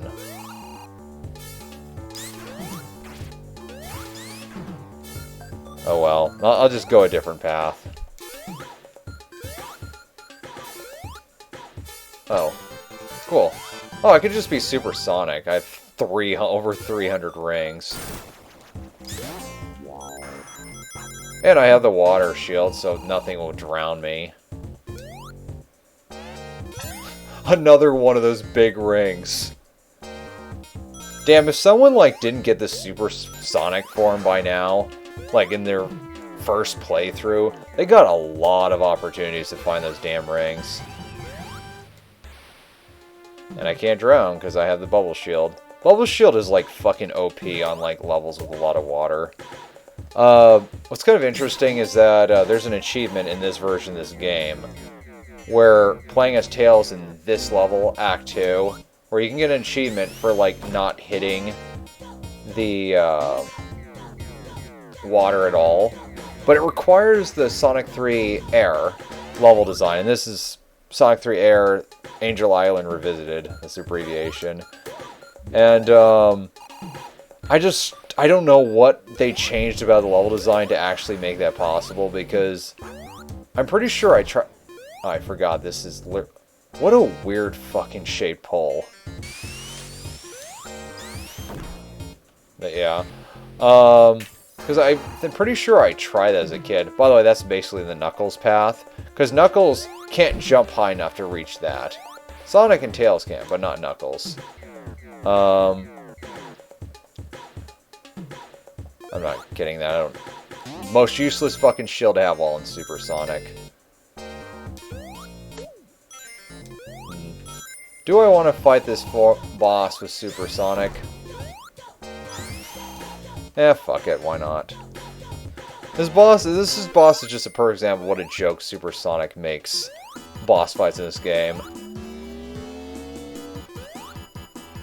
Again, like I said earlier, I wonder if anyone ever like made a sprite comic, not a sprite comic, but like a Flash animation, just like making fun of just how fucking awful these boss fights must be for Robotnik when Sonic is Supersonic. I always love this moment. Knuckles thinks he's so cool, he just fucking hits Sonic while he's in there. And then everything is like moving.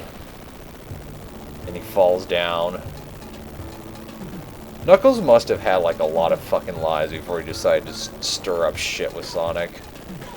Also think it's kind of interesting, like the timer freezes during this section because, you know, the game timeouts at 10 minutes.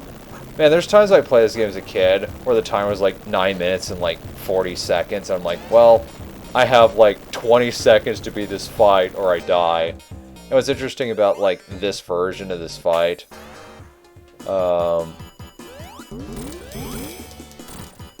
is that, so there's different phases. In the original game, Sonic 3, this phase was taken out of the Sonic, and I'm not this phase. Hold on, I'm just gonna pause this for a moment. Okay, so there's 3 phases of this fight. I already beat the first phase. This is the second phase, and then the third phase. On the original Sonic 3 Knuckles, Sonic and Tails didn't have to fight that at all. You only could fight that third phase in Sonic 3. What I like about this version of this game is that after I beat this phase, I can set up to where that third phase actually appears. Also, just a joke, like, what's funny was Supersonic, you could literally just stand there during a boss fight and just kill the whole thing. I just feel like actually fighting the boss. This boss fight's also a joke with Supersonic.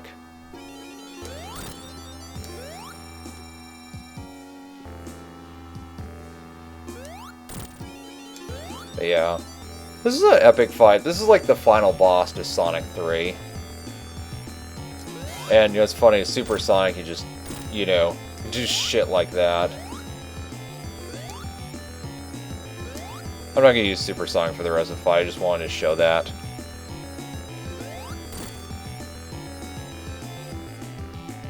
And this music is also epic as fuck. Oh, shit. I can't believe I screwed that up. Oh well.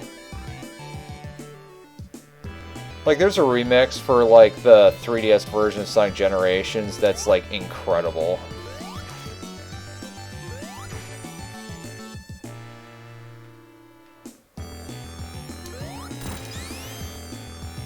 This fight's actually easier with the insta-shield.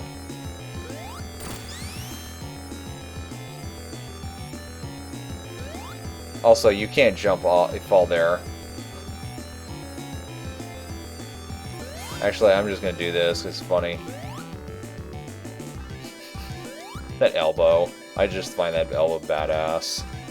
So I lied about not using Supersonic again, but I just couldn't help myself. It's just... the elbow is just too badass. Now, in the original version, that's 4-3, you didn't actually see that wall. So, I don't know, there really is no optimal solution other than just putting an invisible wall there. For like the Taxman remasters of like Sonic CD that came out in, I think, 2011. Yeah, 2011, I'm pretty sure it came out.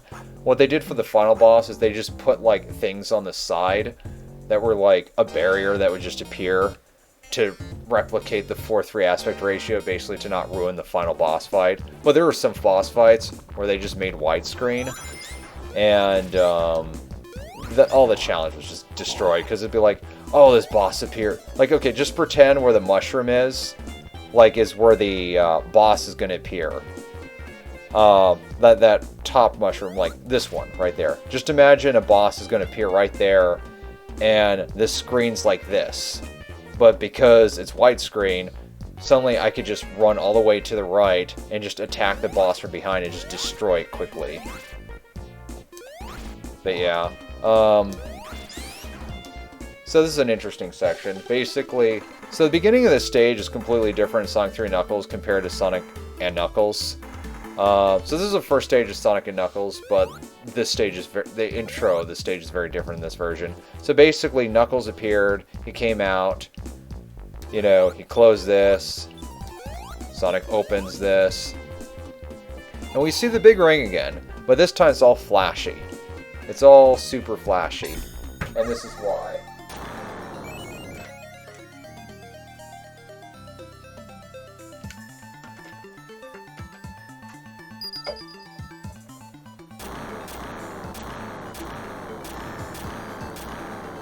So basically, what you just watched is the Chaos Emeralds got changed into these gray emeralds that you can turn into Super Emeralds.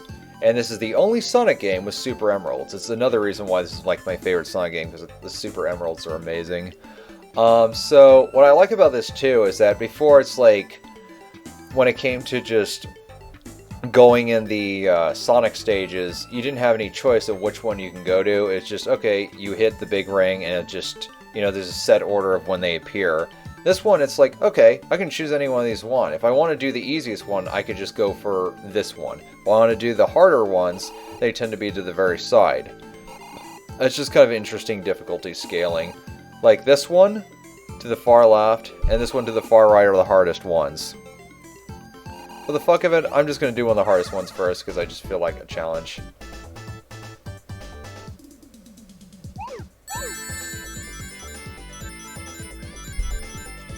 So another thing too is like these yellow spheres, they bounce. And boy, and so that changes these a lot. That's one way they decided to differentiate these stages from like the ones from Sonic 3. And I feel like it makes these more challenging, because it's added more depth. So I just kind of like the difficulty scaling basically they did with the special stages, where it's like, oh hey, there's now a new depth that you didn't have with the original ones. Actually, this is not one of the hardest ones. If this was, boy, would these special stages be a joke. I actually don't know why this one's to the left.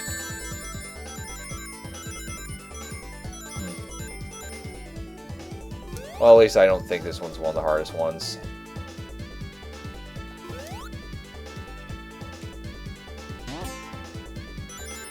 But yeah. There's a lot of rings to collect.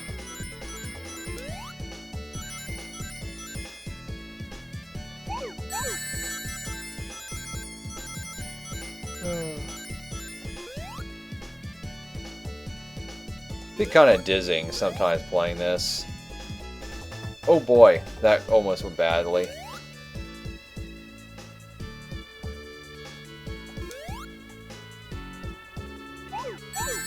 But yeah, so that's all the rings.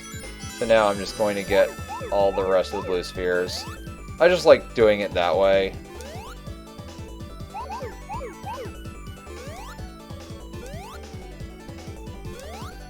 Trying to remember which one is which, but boy is it easy to accidentally kill yourself on the blue spheres. I'm not going to talk anymore, just to not fuck up my concentration. Okay, there we go. Very easy to accidentally bounce onto one of those using the little yellow sphere things. Sonic got a Super Emerald. Now, one thing I like about this game is that you can actually... so if you get all the Super Emeralds, Sonic can turn into Hypersonic. And what's nice about that is that in the first zone, you can... there's about... For Act 1, there's like 4 of those giant rings. And for Act 2, there are another 4 of those rings. So you can basically, if you get hypersonic in this zone, whoops, great enemy placement. Man, this series is not the best about enemy placement. Anyways, yeah, you could basically screw up once on one of those special zones, but if you found all 8 of them, you can still... God, I can't fucking talk right now. Alright. So yeah, basically, you can find 8 of them, and if you screw up once, as long as you found 8 of them, you can still get hypersonic. I don't know, have any idea why the fuck I screwed that up so bad while talking. Well, I'm getting hit a lot by that one enemy.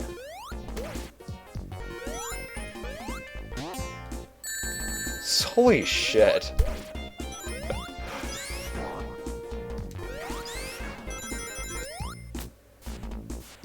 Now, I don't quite remember where all 8 of these special rings are, so I'm probably not going to find all of them unless I just wanted to be in this stage forever, and I think that would make this kind of a boring video. I mean, do people really want me in Mushroom Hill for, like, I don't know, 15 minutes, 20 minutes, actually, more like 20 minutes looking for each of these rings. Like, if I tried to find all 8 of them, I would, it would take me quite a while. Oh, God. I don't know, let's see. Oh, shit. There we go. One of them's over here. Oh, no. My memory completely failed me. Just a fucking 1-up that I don't need. That enemy is annoying. Seriously? Wow, I'm playing this stage like fucking shit. Oh well.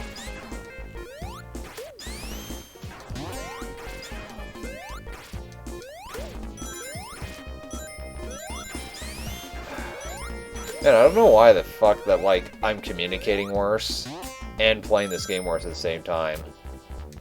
Let's see. Oh, another thing, too. I can't become supersonic anymore because I lost my Chaos Emeralds.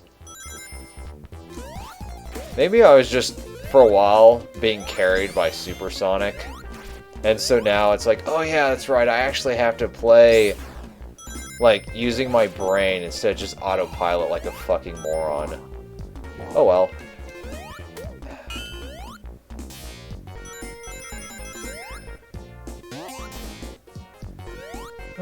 Let's see.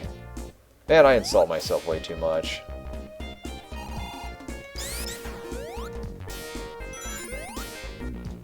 You know, the older I get, the less I tend to like self-deprecating humor in general, because it's just... I don't know, I'm just kind of tired of it. But I've done it for so long, too, that it's just kind of hard to just break out of that. Oh, those things will trap you. Okay, before I did this playthrough, I wished I had, like, looked through a level map just to remember where these were placed. But I didn't actually initially intend to do a playthrough like this. It planned it at all. It's just, I randomly just felt like doing this after a Sonic Advance 2 speedrun went poorly. There we go. Here's another one of these fucking things. Knowing my luck, I'll probably fuck up this stage. Also dehydrated, and I could always just pause this game and get some water, I guess. Oh no, wait, I have another water ball in my room. Never mind. Forgot about that.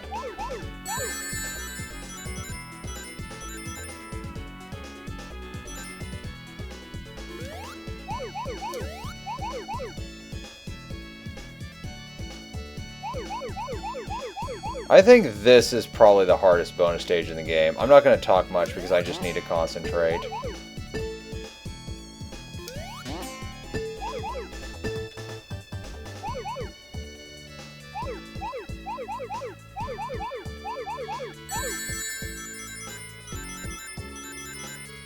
Sorry, this is more boring without commentary. It's just literally this stage is a pain in the ass.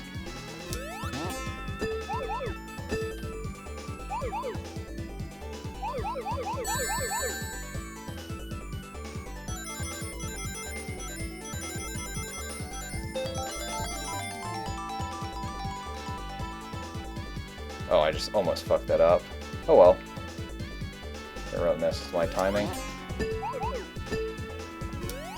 There we go, I've got the perfect bonus. Yes! Okay, that's the hardest fucking bonus stage by a fucking long shot.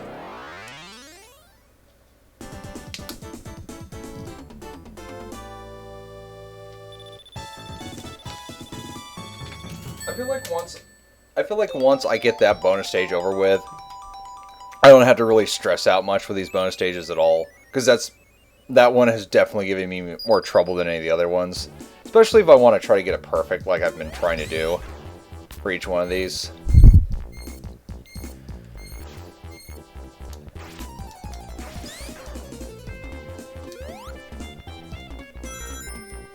God, I love that animation. So glad they, like... Oh, why did I just do that?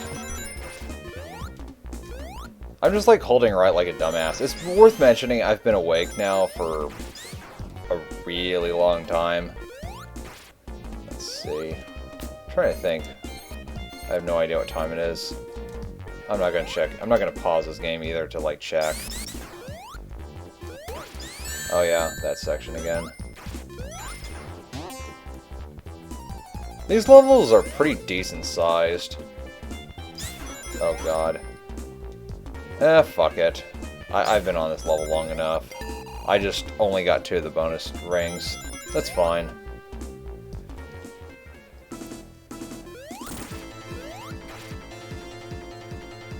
It just encourages me to find them more and in the later stages. And I got the hardest one done. I'm not gonna balance this forever. Sonic is such a badass looking character. Like, he just emits cool just with how he looks. Like, he's how you make a marketable character. Knuckles is pretty badass as well. I just love that level transition. Knuckles is such an asshole.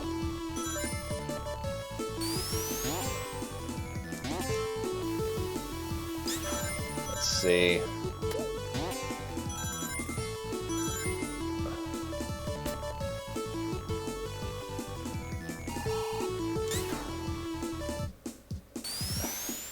But yeah, I'm just trying to remember where the fuck the rings were in this stage.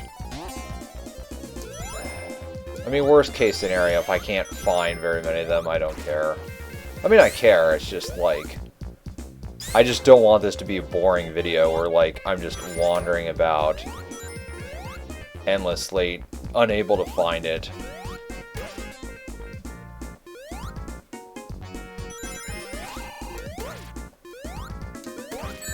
Shit. Yeah, I'm, like, really playing this zone badly. Oh well. Wait, what the fuck? Oh yeah, that's right. I forgot. This mechanic can be kind of weird. I think, yep, one of these are here. Good. Like tradition, I'll just hit the one to the top. This stage is easy as long as you don't bother to go for a perfect, but I'm going to go for a perfect anyways because I want to. Though one day while playing this, I did somehow screw it up in a way that made no fucking sense to me how it happened. And I wasn't recording myself at all, so I couldn't check to see what the fuck actually happened. It's one of the reasons why I felt like recording myself this time, is because I'm just curious something like that will happen again.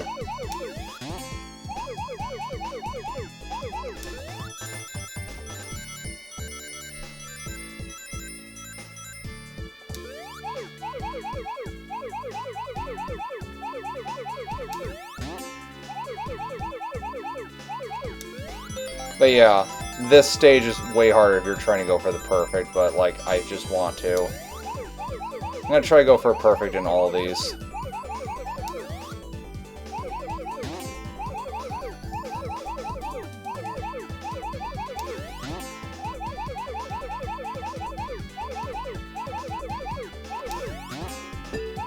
There we go. Okay. Oh boy. That one's actually harder than the one to the far left, actually.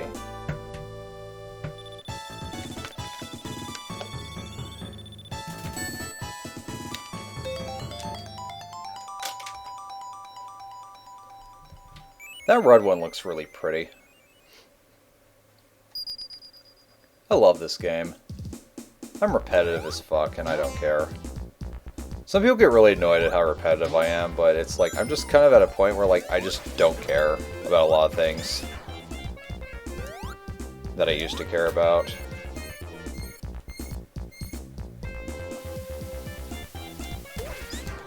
Whoops.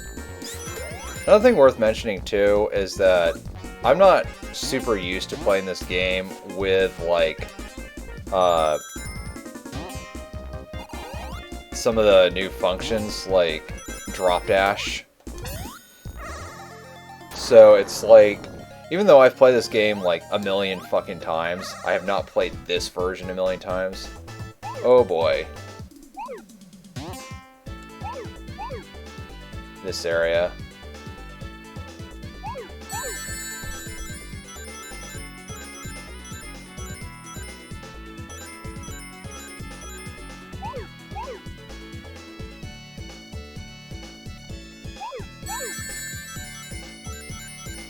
I'm just have to concentrate to make sure I don't fuck this up, because this is a very easy area to fuck up horribly.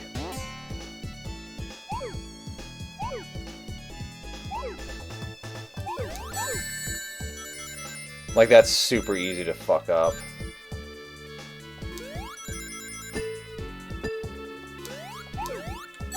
That's super easy to fuck up. Last time I played this game, I actually killed myself there.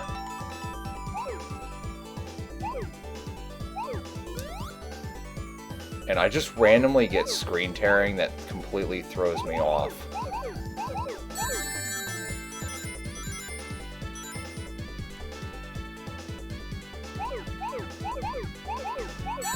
Oh my god, I thought I almost screwed that up. I'm getting nervous, I need to shut the fuck up. Oh no.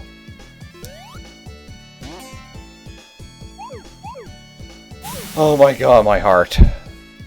Oh my god. Okay, all the hardest ones are done. The two on both sides are done. I don't have to really stress much about the other ones. I mean, I said that, I implied that earlier with the two on the ones on the very far end, but I forgot. It's really just, yeah, the two on the left and the two on the right. Those are the hardest ones. The center ones are, like, moderate to easy difficulty. Oh, my heart is racing.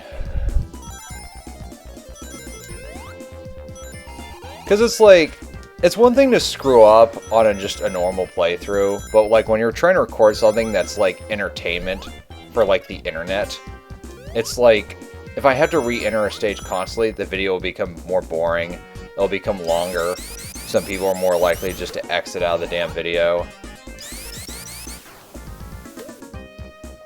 And there's another one. But yeah. Like, this one is way easier. If I fuck this up, I have literally no one to blame but myself.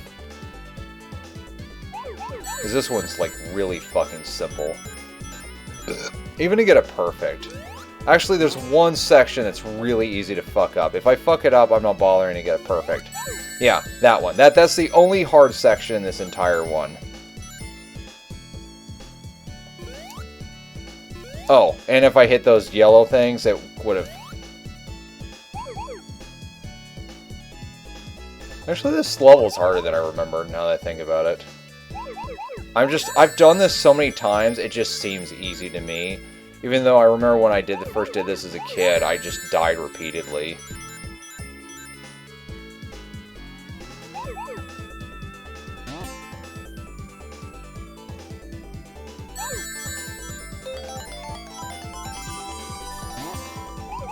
There we go. But yeah, I say that's easy, but it's easy for me. Except that one section.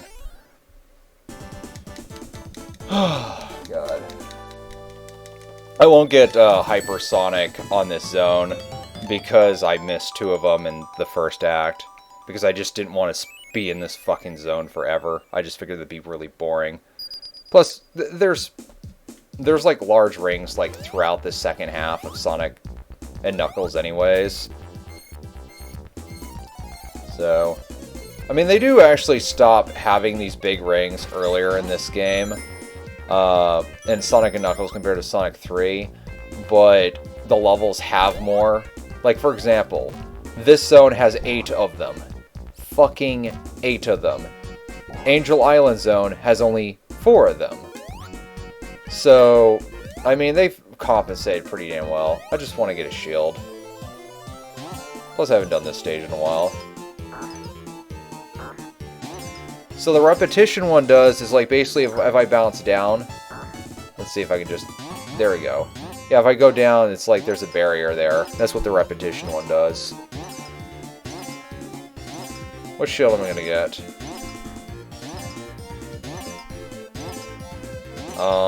Okay. There you go.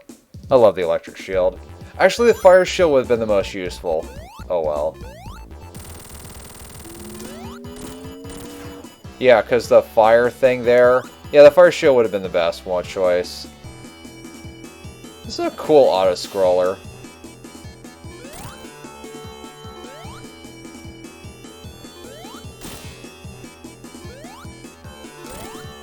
But yeah, that flame can hurt you unless you have, like, the flame shield.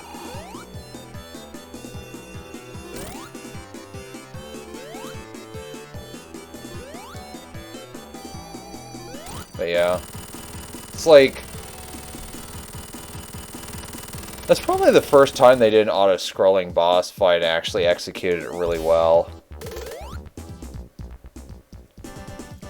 Actually, I'm trying to think if they've ever done a real auto-scrolling boss fight besides that moment in Sonic 3 where you just hold right. Hold right to just not get hit at all. In Angel Island Zone Act 2, right before, like, you fight Robotnik. Where you just have all those bombs drop and Tails gets hit repeatedly if you're playing with Sonic and Tails. Though in this version, when Tails follows you, he does not get hit a bunch of times. There's stuff up there that Sonic can't reach that Tails and Knuckles can. There's just a lot of aspects of level design that Sonic just can't do at all. That's part of why it's nice playing with Sonic paired with Tails in this version, because you can just have Tails fly you to okay.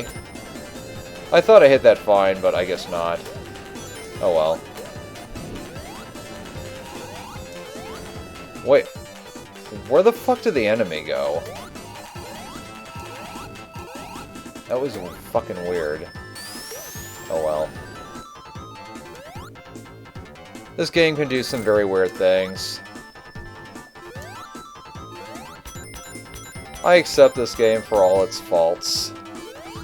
So much so that I play improved versions made by fans.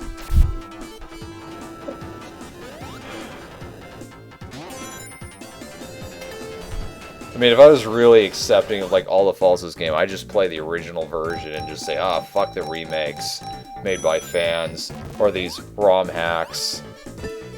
You know, I'm not gonna do this stage. There we go.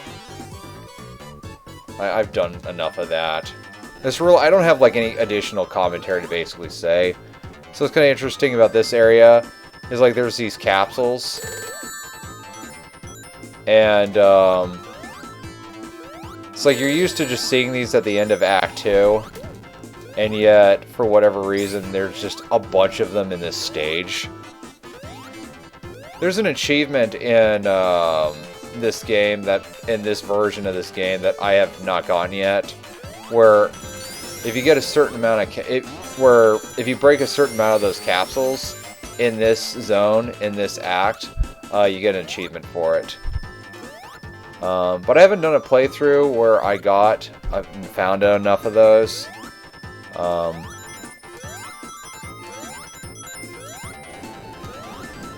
But yeah.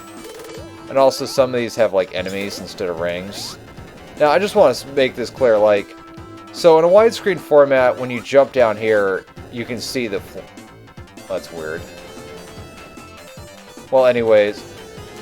So if you wanted to spin dash, like your instinct is like, oh, I'm going to spin dash and hit those enemies, you're not on the play shield, you'll just get hit by that damn thing. Sonic series likes to punish you for just, like, spin dashing like crazy without any sense of memorization of the levels. I just thought this was a cool section. I love that they brought back this zone in Sonic Mania.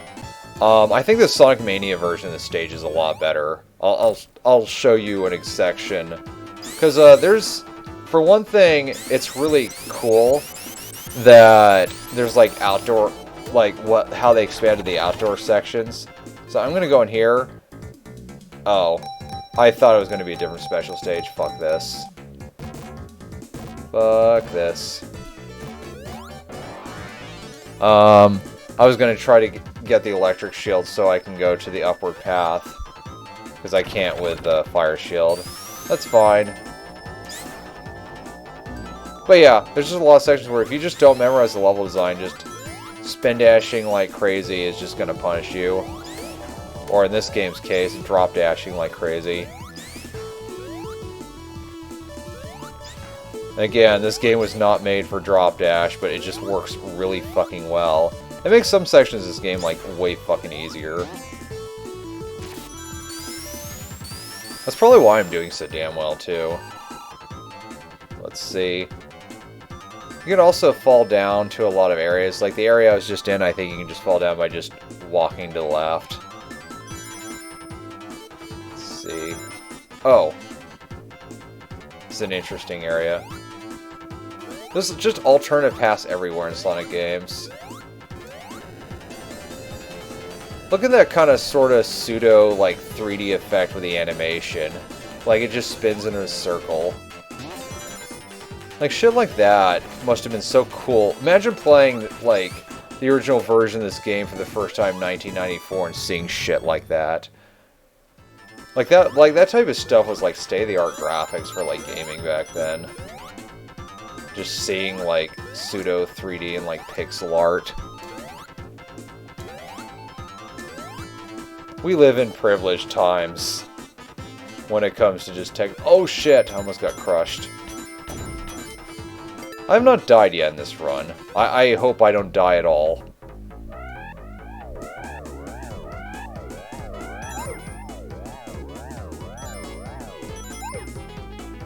But yeah, I do this stage a lot. It's really, I've just always found this stage a lot of fun.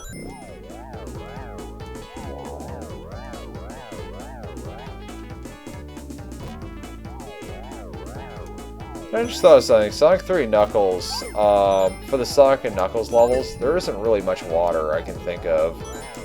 Let's see,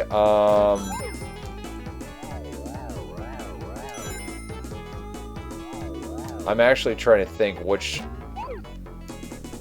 Are there any fucking levels in Sonic Knuckles that actually has water? Because, like, Sonic 3 had a lot of water, but I don't think any of the levels in Sonic 3 Knuckles... and Sonic and Knuckles actually had water. I want to get 300 rings, because fuck it. Okay, never mind. Oh, I gotta go... Oh well.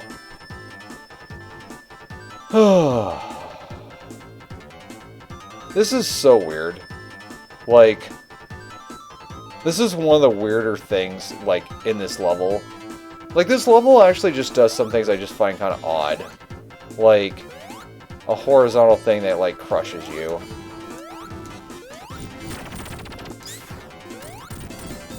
I always thought this was kind of interesting.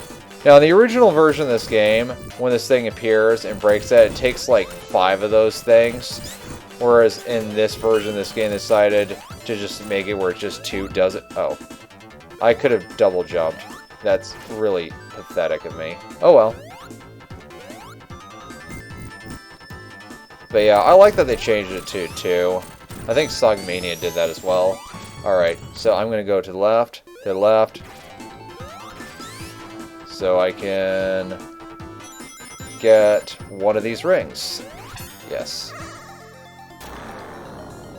But yeah. Also like how if you want to, you can just walk on these things. Just have a fun old time in the Hidden Palace Zone.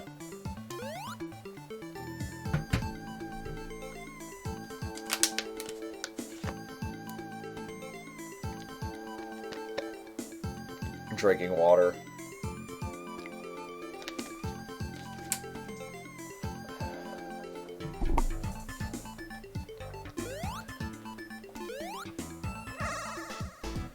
Oh, God. This stage is so easy for me to fuck up. If I, like, while going for perfects. Also, I don't know what the hell is going on with the frame rate with this game, but out of nowhere, I will just randomly see stutters, and it freaks me out that something bad is going to happen.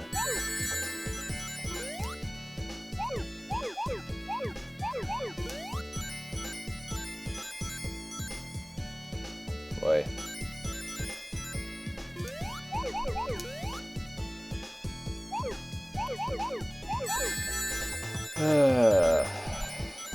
I'm also, like, really tired. Like, I've been up for, like, way too fucking long. Oh well.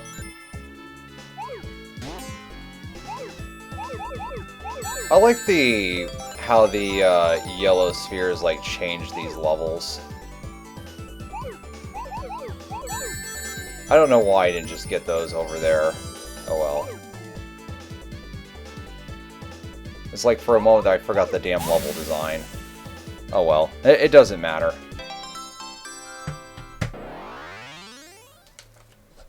Also, the special stages for like the second half of the game are definitely harder than the first half. That was definitely on purpose.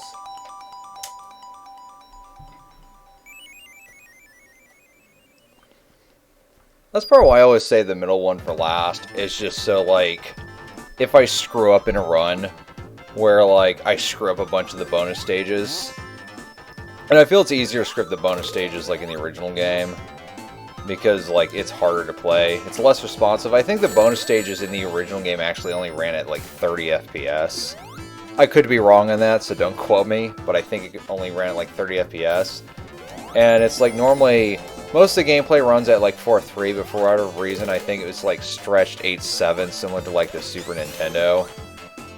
So it's... what the fuck? Okay. That was really weird. Okay. Oh my god. I can't believe how I'm playing right now.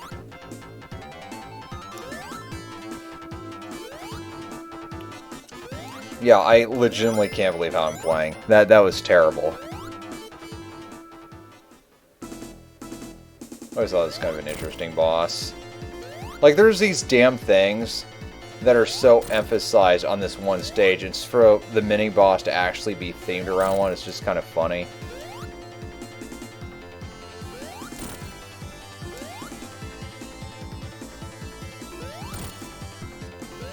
Pretty simple fight. You just stand here and have it hit its head. If I was standing like over there or whatever, yeah. If I was standing like over to the side, instead of it hitting its head, it would just hit the side where I'm at. If I'm not like in the center, that's why I have to be positioned toward the center.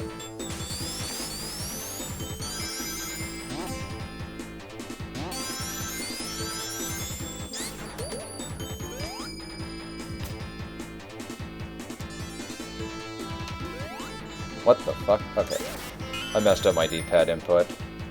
I will say this about the DualShock 4. I've had so many missed D-pad inputs on both Super Nintendo controllers and 8-bit Do controllers. and pretty much any controller that isn't a PlayStation D-pad, I mess up the inputs sometimes. And I think just the fact that the way they shape, the way they shape the DualShock D-pad, just how it's like separated almost like buttons. Like, it just makes it really easy to make sure I'm actually doing the right inputs. Also, this section where you're just standing on that thing and it goes slowly down or slowly up, that's like... I have never liked that aspect of level design in the stage. I'm really glad that when they brought back this stage in Sonic Mania, the most shitty aspect of the level design they basically got rid of. There's just a lot of waiting in this stage.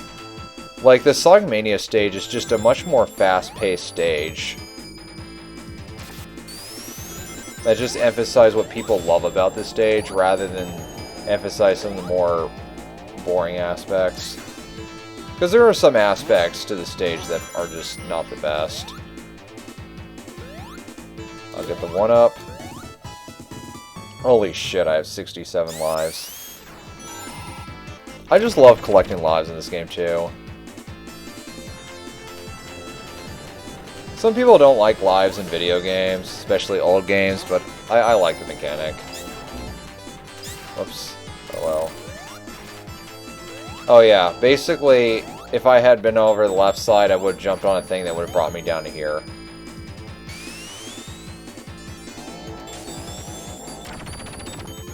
And I think there's a section up here. Yep.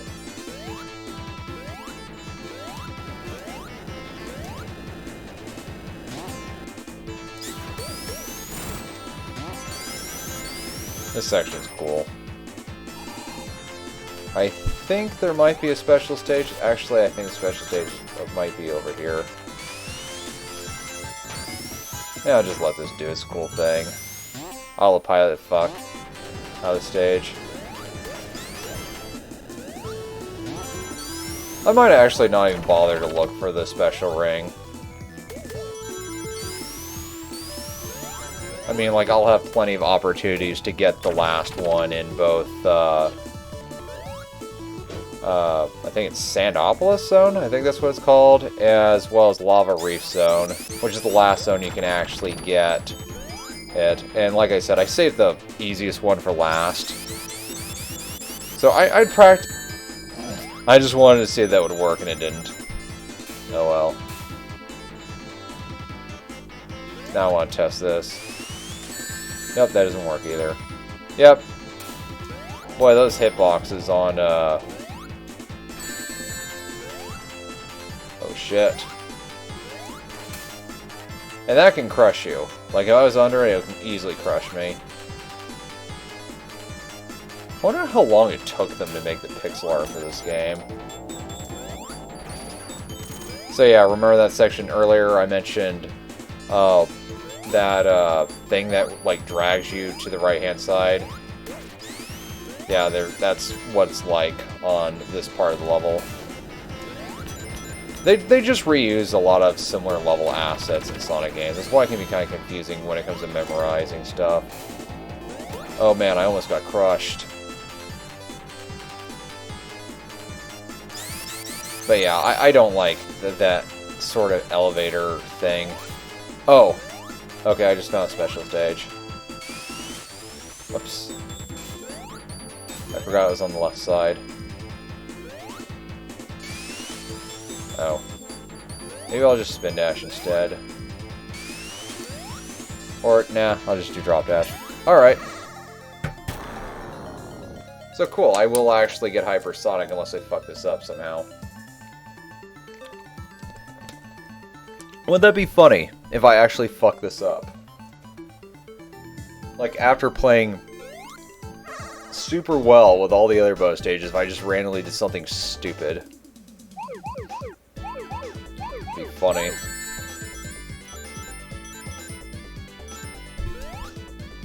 That just reminded me of an episode of The Simpsons where Homer changed his name to Max Power because there was this badass character.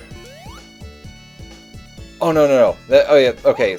Basically, this was the premise of the episode.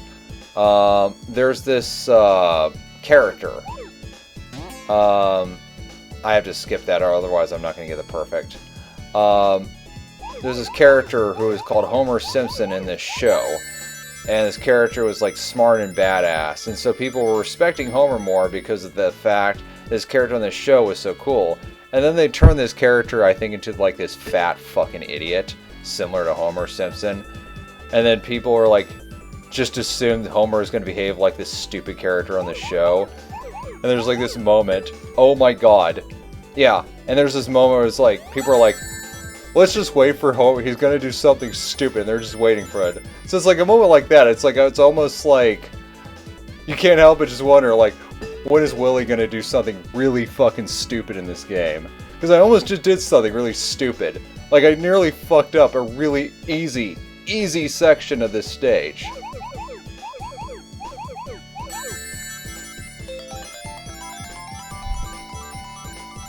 Like, I can't believe I almost fucked that up. While I was talking about the whole concept of waiting for me to do something really fucking stupid. I find it really hilarious, though, when, like, someone's, like, really good at a video game, and then they make, like, a really easy, dumbass mistake. But yeah, my first attempt on all those fucking stages, I got a perfect ring count, and I got all the blue spheres.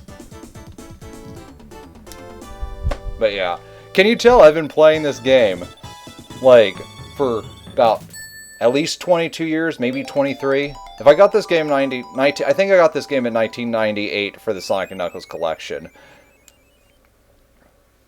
So probably about 23 years. If I got the Sonic & Knuckles collection in 1999, then it's been about 22 years instead of 23. But yeah, now Sonic can become hypersonic, and I don't have fucking rings, so I won't be able to become hypersonic until the next zone, unfortunately. Oh, yeah.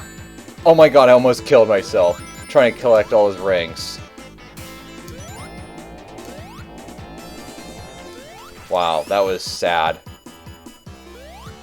Actually, I forgot. I could have easily turned hypersonic if I didn't just hurt myself just now. Oh well. It's fine. By the way, when I played through this level, like the other day with Sonic paired with Tails, I messed around with like drop dash and actually killed myself in a section I rarely ever die from. There's a lot of fucking waiting in this stage. That fight, you have to do a lot of waiting. I wonder if that thing that just went down, if you can get crushed by it. You probably can. But yeah, I'm just, like, gonna try to play as safe as I can.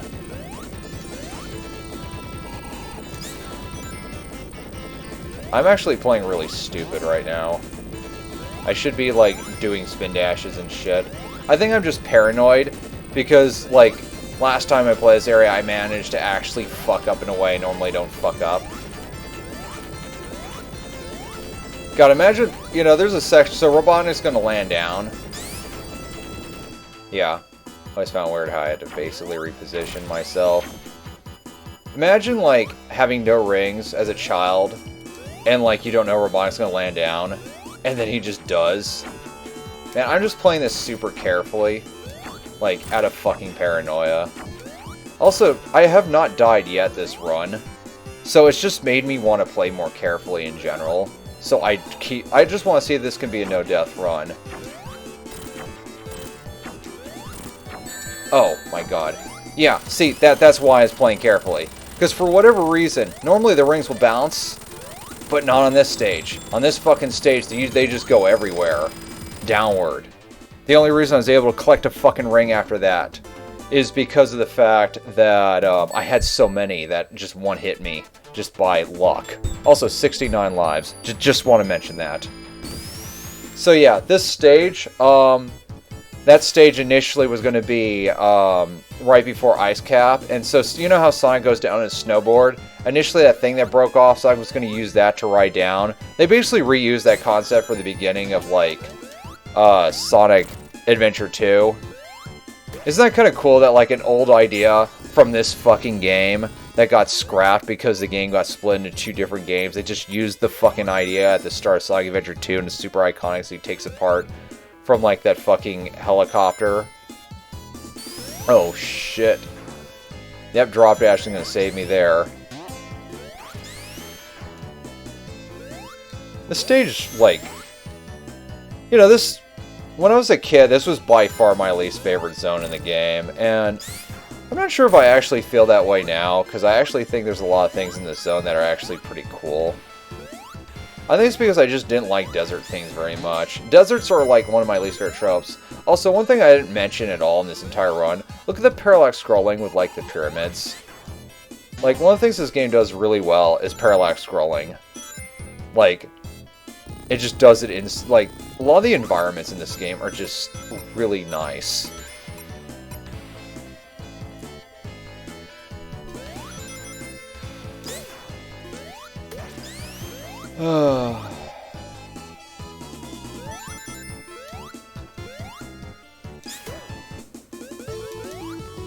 Wonder how long this video is going to be.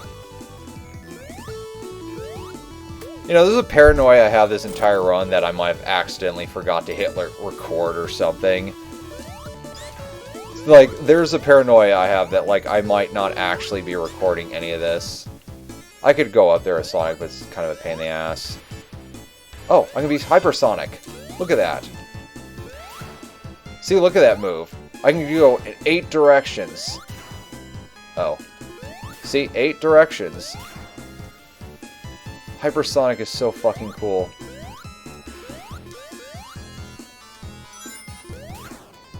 Though I gotta be careful, because I could easily get killed by getting crushed. So that's the thing that people often don't think about when it comes to, like, these super abilities. You go so fucking fast, you could just die from getting crushed. Oh, see, it's like, that could have killed me. If I was being careless, that could have easily killed me. Oh, I did not mean to actually grab that, but whatever. It's a cool animation that's a little less badass because they didn't adjust it for Hypersonic. Another thing I think Sonic 3 Complete changed. It'd be nice if, like, some of the sprite art... I'm gonna just go in here. I want more rings.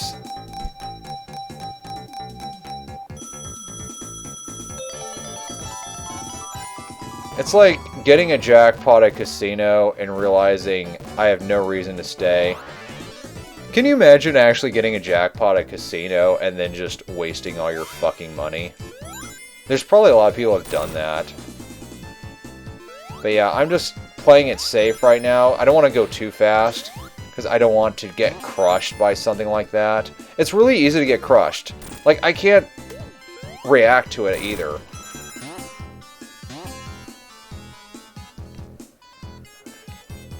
Okay. There's just a lot of things that can kill... See, much of the level design is designed to crush you. So it's like you may think, oh, well, I'm Hypersonic. I'm this super badass Sonic. But yeah, at the same time, it's like, if you're going too fast... Yeah, you can just get crushed by stuff like that. Yeah, there's constant attempts to crush Sonic in this level. I can see why this was, like, my least favorite zone as a kid.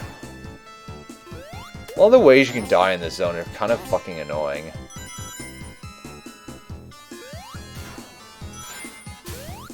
I remember there's a thread on Sonic Retro that talked about, like, what's, like, your least favorite hazard in, like, Sonic games, and I think the winner was, like, bottomless pits, because of the fact that a lot of bottomless pits, like, completely fuck up the level design, the multi-tiered level design.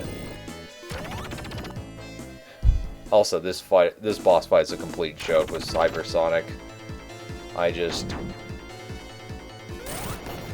can just touch the enemy. So, I'm actually going to switch off a Hypersonic. So, basically, normally when it comes to that boss, you can do that. Now, I'm going to show the strategy I actually did as a kid. Basically, this is the strategy I did as a kid. I would just jump repeatedly here, Oh, shit. I forgot. When you do that, it actually fucking damages the boss. Okay. And you have to get close for him to actually appear again. But yeah, my strategy as a kid for killing this boss was basically jumping repeatedly in this and having him like jump in it. Or like probably the faster strategy is just to hit him like from like the right side until he falls in. That's the more effective strategy.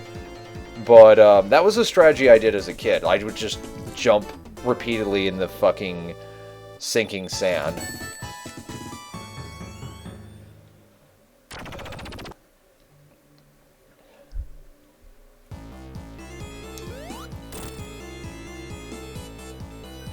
This level. Oh boy, this level.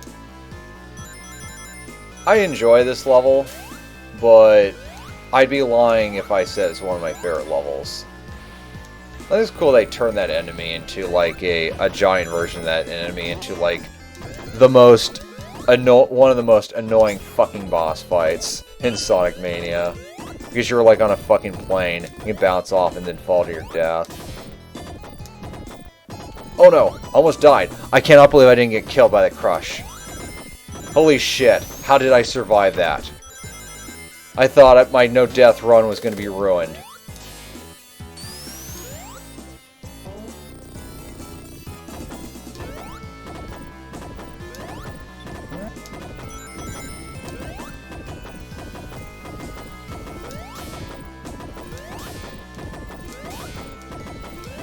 The strategies you can do in this game. I'm a very patient person when it comes to video games.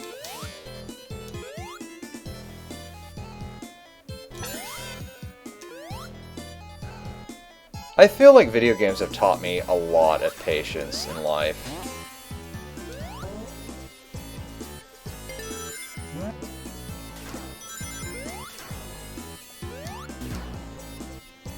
What the fuck killed me? Well, my no-death run is ruined, but I legitimately don't understand what killed me. I have literally no idea what killed me.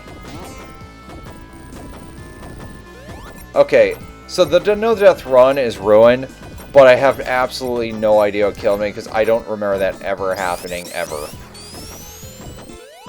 Maybe I jumped up here and somehow got crushed by that. It doesn't... I literally don't understand how I died. I'm gonna just have to look back on the footage later. Oh shit. Oh well. God. Yeah, my nerves are just kind of fried from that. I'm just confused how I died.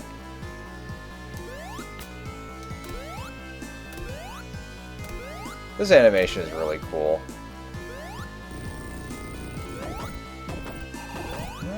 So it's really important to like do that so the stage doesn't get too dark, or otherwise the ghosts like go from being in the... Oh my god. Yeah, there's so many ways you can just die in this fucking stage. Like, I'm so confused how I died. Like, my no-death run is completely ruined, but I legitimately have no idea how the fuck I died.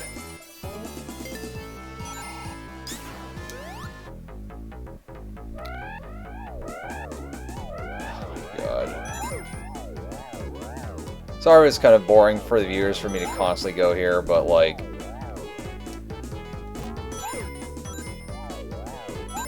This is just like the fastest way to get a ton of rings very safely. With like no consequences. No risks, really.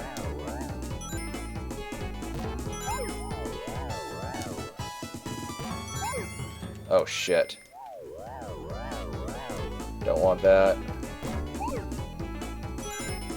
Sure, I didn't get the 1-up, but, like, I'd rather have the fucking rings.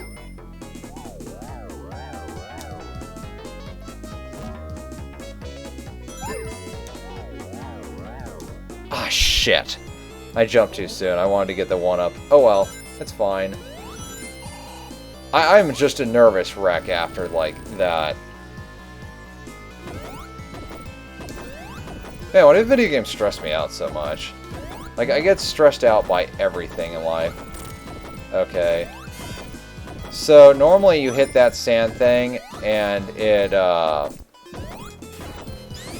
shit. Damn it, you can't go up there. Okay, I'm gonna have to hit this no matter what. Oh well, the hypersonic makes this, like, a joke anyways.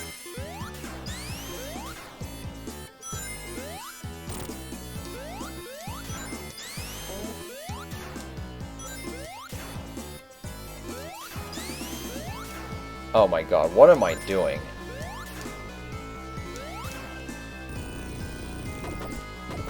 Yeah, I'm gonna...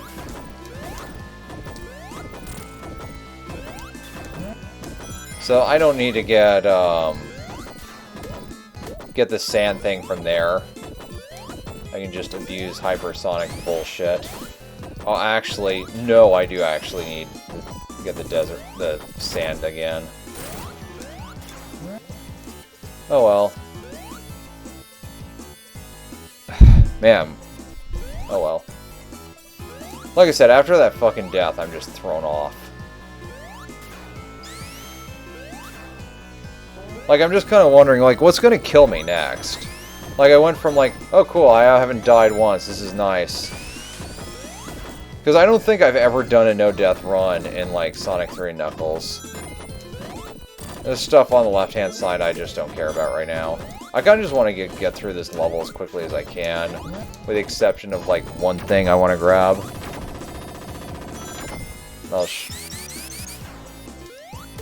I wonder what the hell are, like, the biggest benefits to, like, using insta-peel out with, like, hypersonic versus, like, regular spin dash.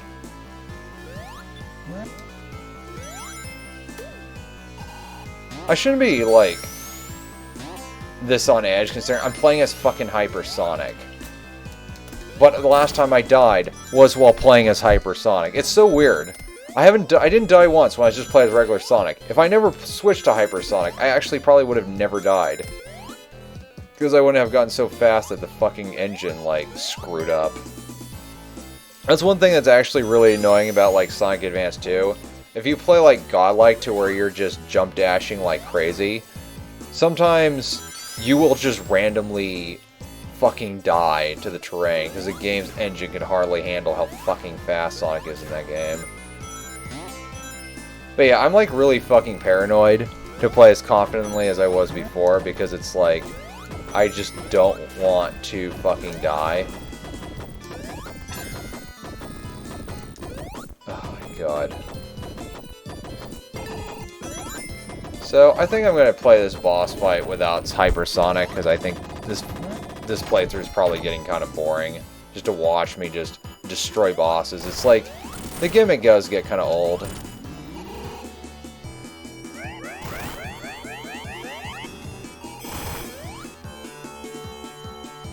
But yeah.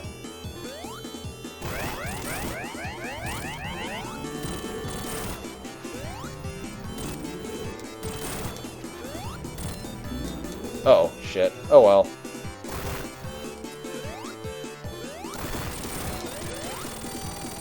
Well, so one of the gimmicks is if you don't hit Robotnik enough, he eventually will just go to the left side and you're basically crushed. But yeah.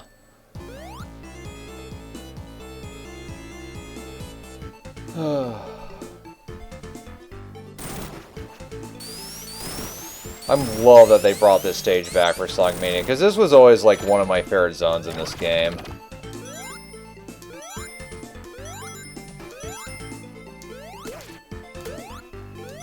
You know, I'm gonna drink some water.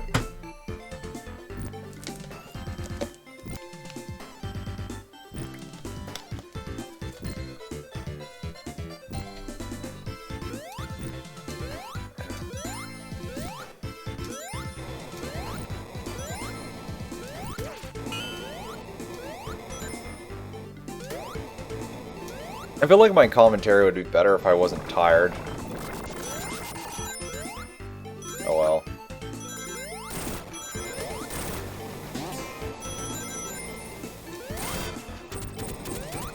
see.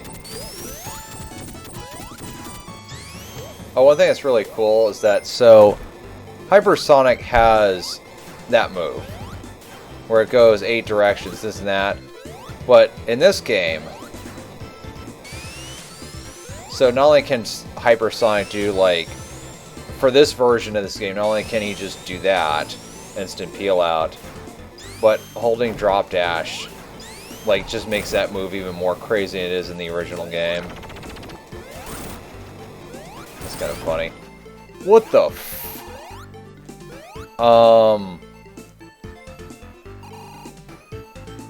Wow, this game is, Oh, I'm gonna show some tech. Okay. Oh, I have to break this shield first to show the tech. Okay. Really hope I don't... So, I'm gonna show one of the cool things about Insta-Shield. Is, like, the lava. Let's see, I'm gonna see what the timing is with the lava. 1, 2, 1, 2, 1, 2... Okay, my time is all bad. 1, 2... 1, 2...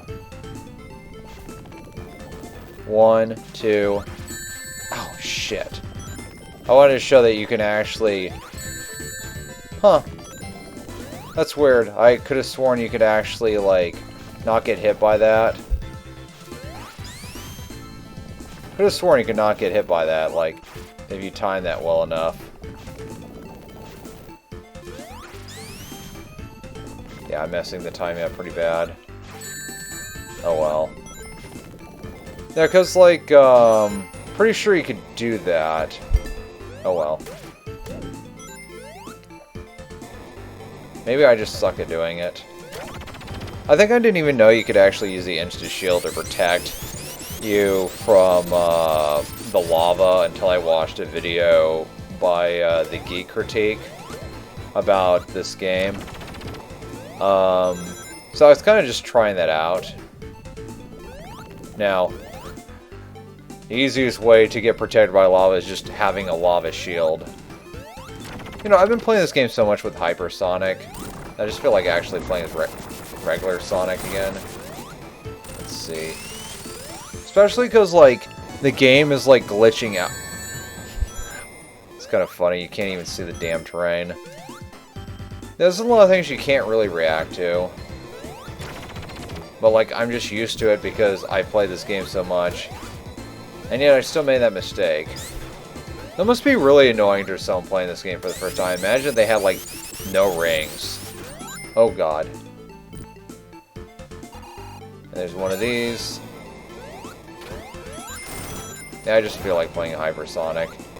But I also feel like I'm more likely, oddly enough, to die with Hypersonic because I'm taking weird risks. And, yeah. God, my commentary is, like, real shit right now. Oh well.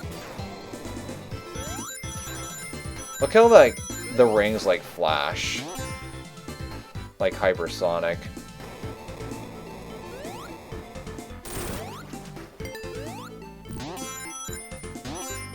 Let's see. So I'm trying to remember how...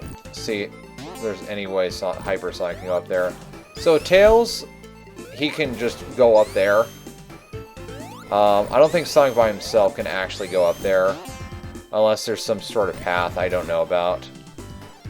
But yeah, just something worth mentioning for people when they're playing as Tails. Oh! I got the fire shield and then the ring just bounced away. Oh, and then I get this shield then. You know, I love how, like, for this version of the game, I could just switch off of the hyper form.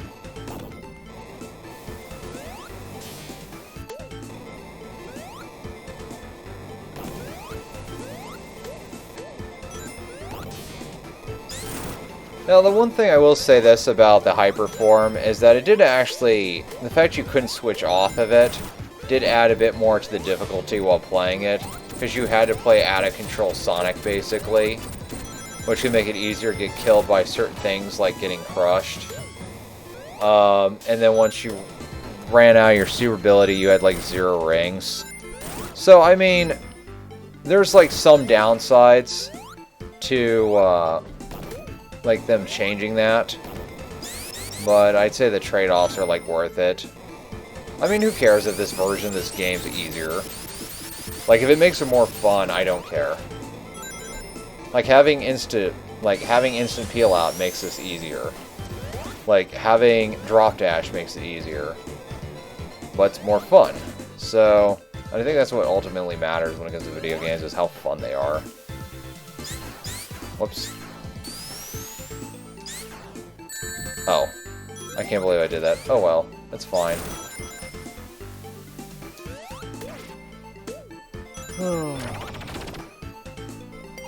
I'll just do Dragon for a while.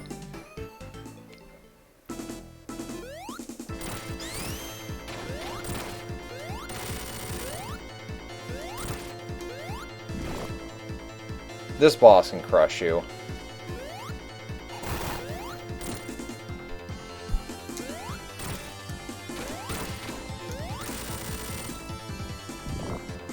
I think it can with a hand.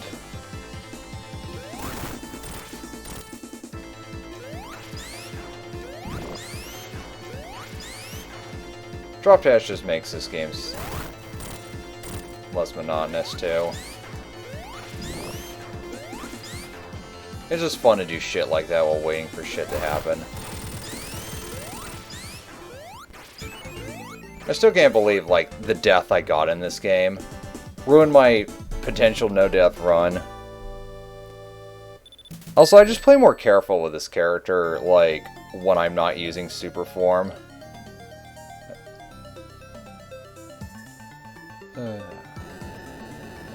I love this song. Oh, whoops. That was stupid of me.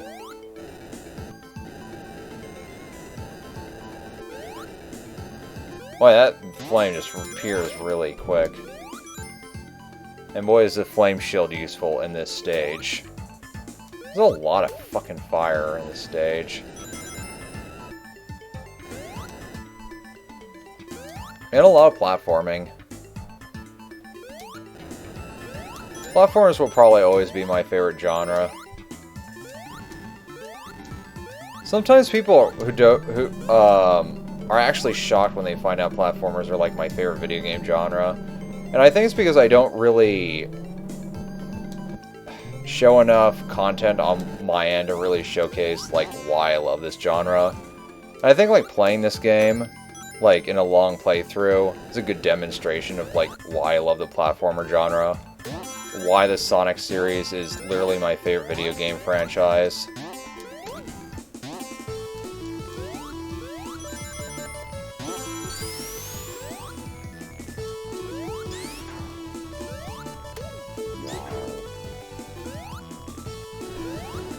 I'm actually trying to remember if I had the flame shield or not. Boy, I'm tired. I can't even remember if I had it or not. Oh well. The bubble shield's a lot of fun too. I'm just not resistant to fire.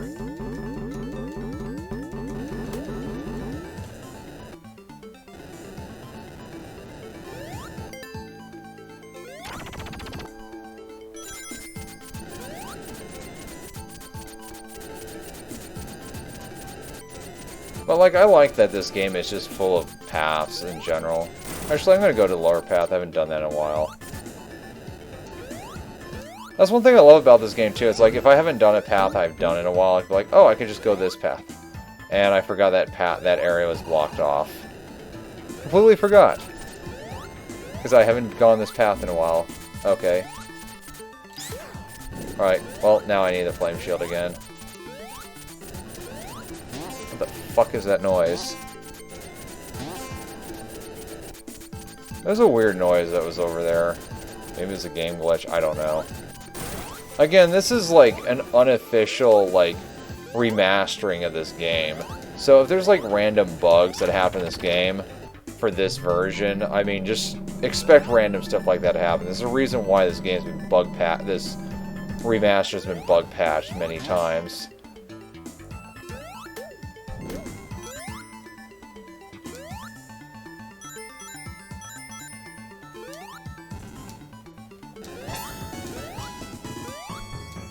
But yeah, see, this level is just full of, like, rings like that as well. It's just kind of interesting to the level design. It's just, they make it really scary that you're going to get crushed. They make you really fear the possibility of being crushed there. I don't like that about the level design. They know how to strike fear into the fucking player. That animation's so cool. So, there's an upward path where you basically... I'll just show part of it. Where, you know, you go through over here and stuff happens, blah, blah, blah. Or you can go this really cool shortcut that I just that nearly fucked up on. Where you go over here, get this big ring, and then you go this way. So then you can just skip this whole section involving stuff that was over there. But yeah, it's a nice little shortcut that's super convenient.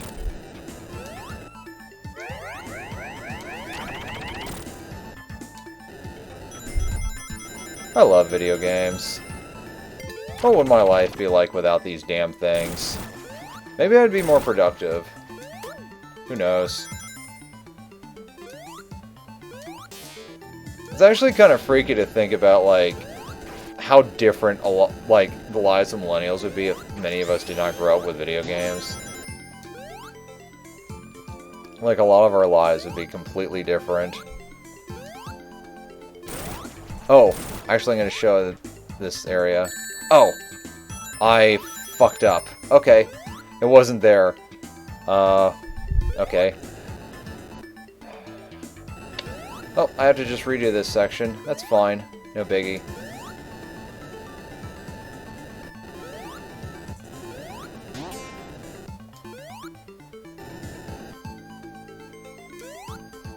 Fun, fun, fun. But yeah, I forgot that isn't there. Actually, I'm going to pause this for a moment.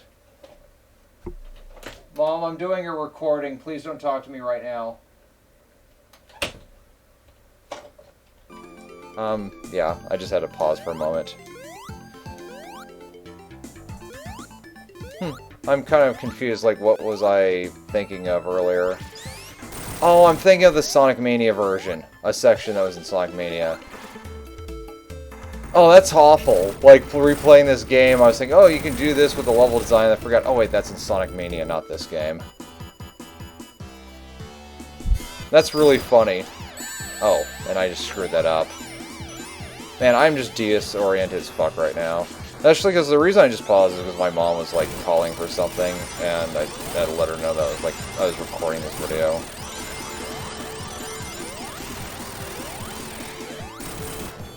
Oh well.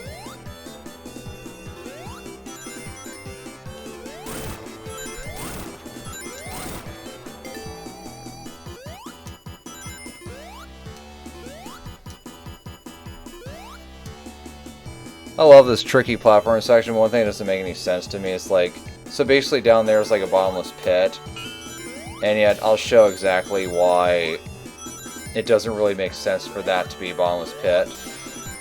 No, I was hoping to keep maintaining the... Now this boss fight is going to be a complete joke.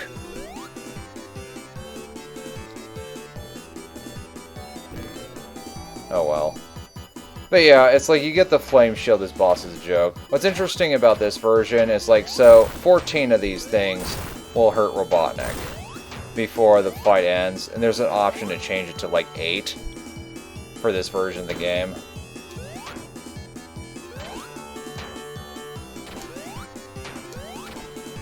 But yeah, it's a pretty... Man, there's a lot of waiting in this game. Like... There's no way to speed through this quickly at all, unless you just change it to 8. And it's a really boring fight if you have, like, the fire shield, or if you have hypersonic. Then this fight is really fucking dull. He just sits there waiting in the fucking lava.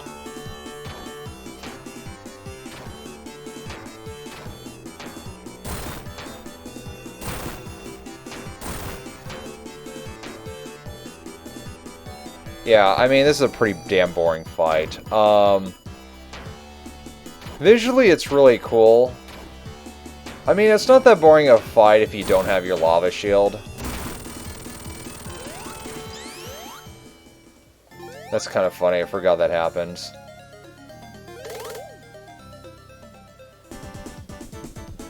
But yeah, that's part of why I wanted to have the electric shield, so it'd be a more interesting fight. I could have just purposely hurt myself earlier, though, and not have the lava shield, but I didn't think about that until just now. Oh well.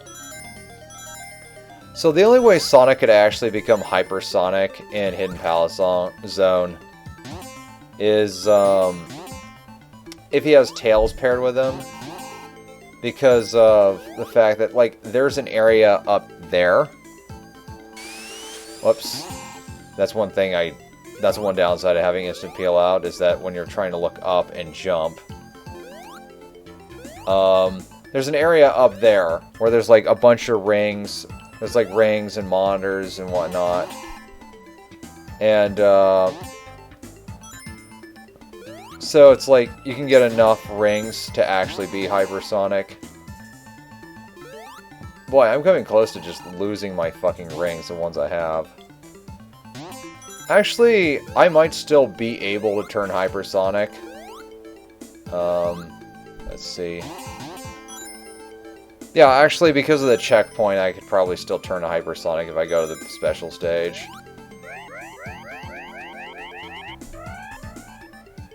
But I'm not going to do that, because that will make the following boss fight really fucking boring. I actually have not fought in this boss fight normally with Sonic in a long time. Oh, shit. Wow, that's sad. This is a pretty goddamn easy boss fight. Wow. I haven't fought this boss fight in so long the normal way that I just had to remember... what to do. But yeah, it's a pretty laughably easy fight. Knuckles is basically a pushover. Now what's cool is because I have all the Super Emeralds this next section. Now we're back to the area where, you know, the Super Emeralds are located. Also, worth mentioning, some of the music in this game, you can set to the Sonic 3 music instead of the Sonic and Knuckles music for some of these themes.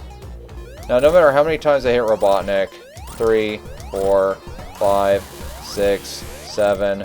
if I hit him 8 times, it still wouldn't do anything.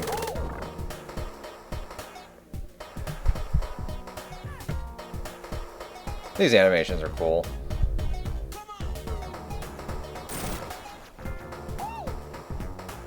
I love this game.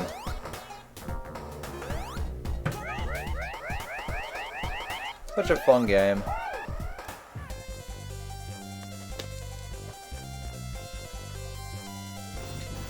But yeah, another section where you just wait. But, you know, you get to see all these enemies launching up from the Death Egg. My god, this series was really influenced. It's amazing how much influence Star Wars had on so many different mediums. So this is the last time you see Knuckles, but what's weird is if you press down here, Knuckles will do that. There's a video Cybershell did about this, where it basically had all these memories associated with that.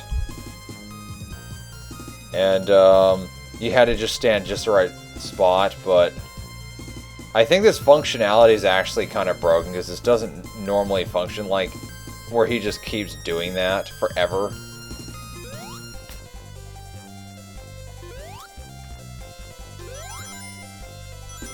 This stage only has like one enemy. Oh, I love the fact that Sonic Generations brought back this stage,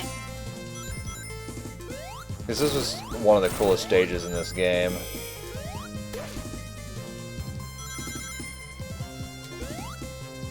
So one thing I really love about this version of this game is that for the upcoming boss fight, you can actually change the music, and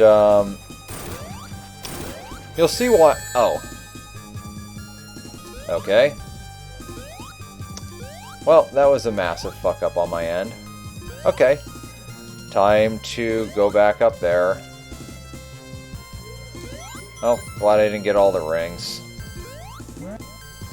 Wow, now I'm playing like shit. Oh well.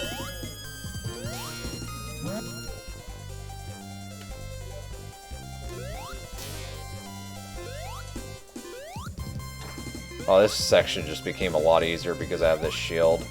It's amazing how much easier it is to platform with it. And I can't believe I got hit by that twice. That's shameful. Anyways, in this version of this game, you have the option to change this boss music, which I thought was cool.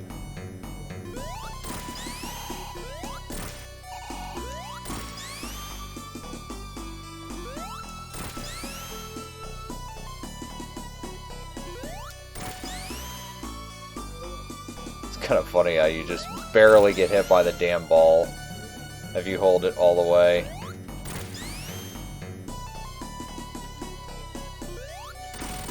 But yeah, I love that you can change it to the actual first game's actual boss theme music for that fight. I wish they had done that with the original game, because that's a really cool idea.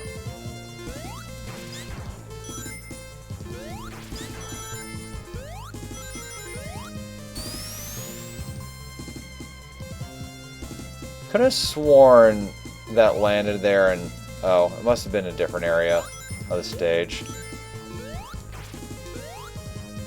Fun, fun, fun.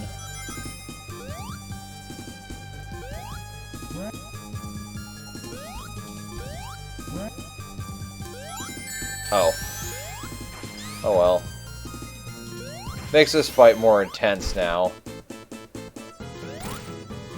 Insta Shield makes this fight a joke. This is a Sonic 2 boss theme. Seriously, Insta Shield makes this boss a joke. Like, in the original Sonic 2, it's nowhere near that easy, but because Sonic has Insta Shield, Tails has the ability to fly, that area is a joke. And also, this is the last stage in the game for Knuckles, where it's just a single boss fight.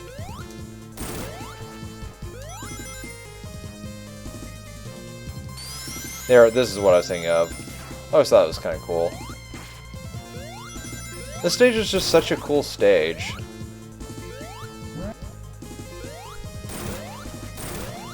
Boy, my commentary sure great. Oh, this is a cool stage. Like, it says very little. I'm just tired. Oh my god, I'm now playing like an idiot. It's like earlier I was playing really well, like someone who wasn't super fucking tired. That I've just been up for too long.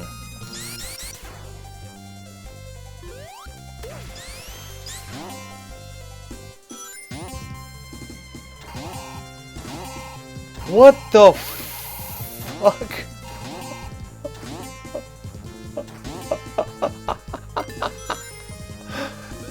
I have never had that happen before.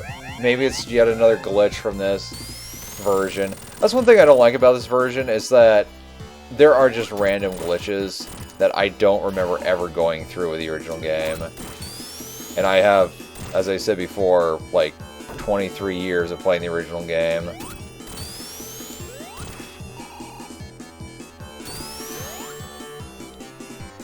But yeah, this boss is like the last fight in the game for Knuckles, but it's like, but there's a second phase added for the Knuckles fight.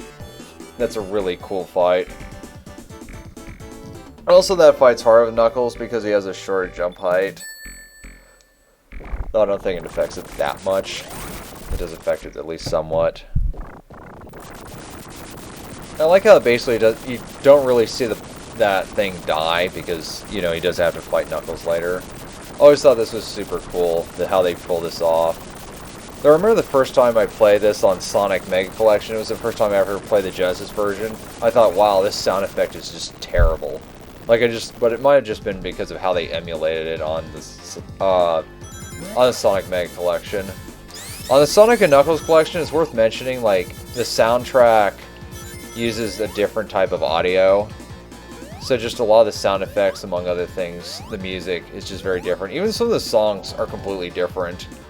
which is really weird. It was quite jarring, actually, to play this version of this game for the first time ever, like back in 2002, after being used to the Sonic & Knuckles collection, just because of how different some of the songs are.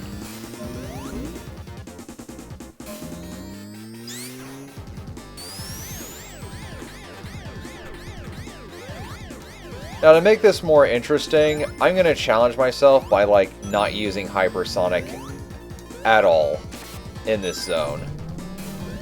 Because this zone is a million times fucking easier with Hypersonic. A million times easier.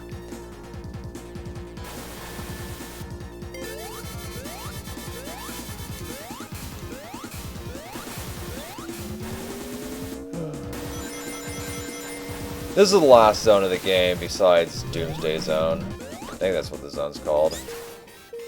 I always thought this effect was kind of cool and autopilot-y. Also gives me an excuse to drink water.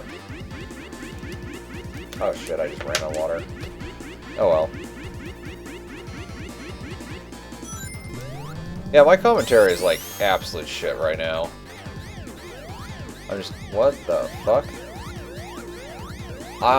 You're not supposed to do this.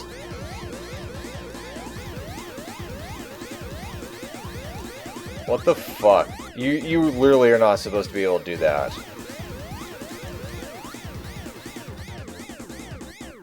Yeah, I will say this. There's...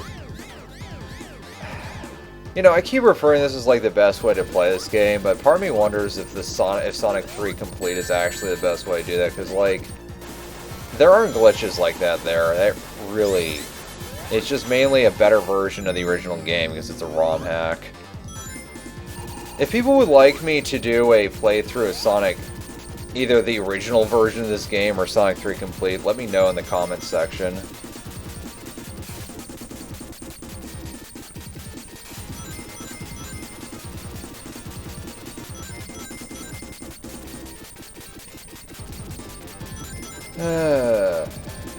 This area is kind of slow-paced.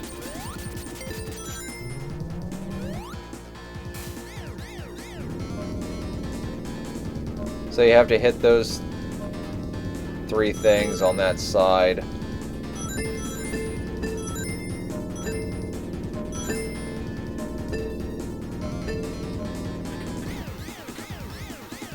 And the 3 things on the other side.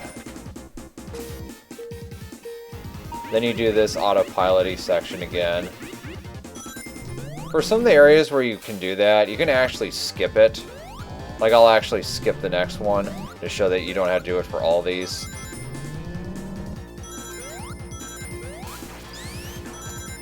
I love the drop dash. And you know, remember, if you hold the D-pad down, you can just maintain your height. Cool things like that. I think I'm going to go without a shield just to make this fight more challenging. Oh, shit. Oh, God. Maybe this was a bad idea. Well, as long as I have 1 ring, I'm okay. Yep, all I need is 1 ring. That's all that matters. It doesn't matter how many times I'm hit. As long as I have 1 ring, I'm okay. Once I lose that 1 ring, I'm fucked. See? All I need is 1 ring.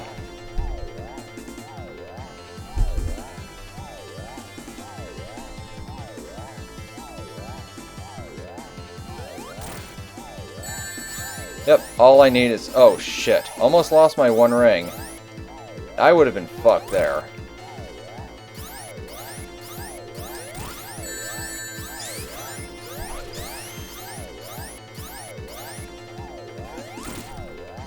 All that matters is 1 ring.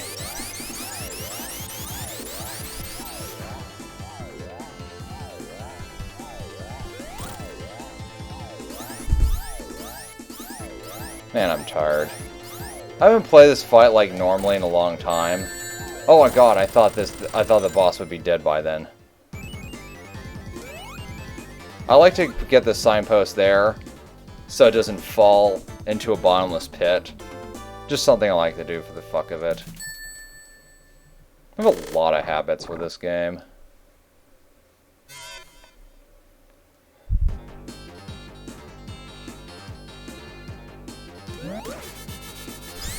So for Tails, this is the final level in the game.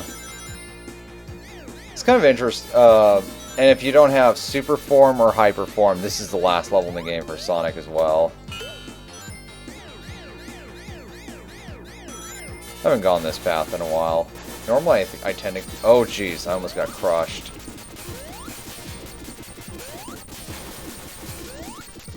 So it's also worth mentioning with this shield, I won't get hurt by that.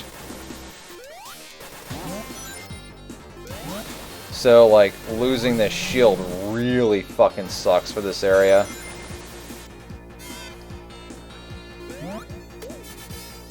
That's a really doofus looking enemy, I actually have to say. Forgot what this does. Oh yeah, that. Kind of funny how like I'll randomly play this game like, oh yeah, I forgot what this does.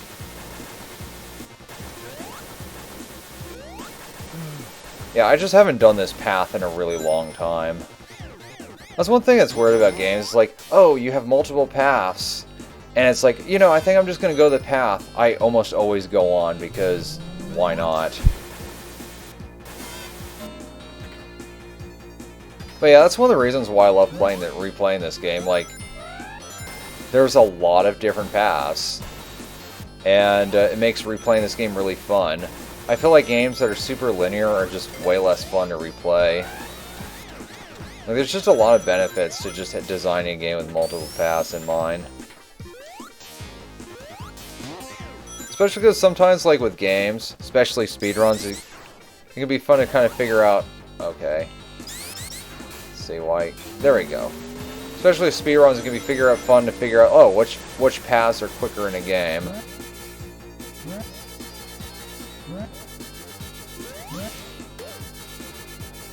Man, the ability to look up was useful.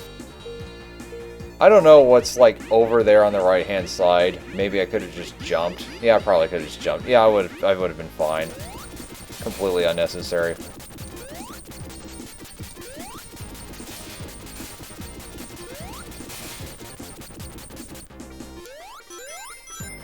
This shield is like insanely fucking useful in this zone. That's one other thing I like about the shield functionality in this game. Is that like different shields are more useful in different zones. Like, this is by far the most useful shield in this zone. And I like that. That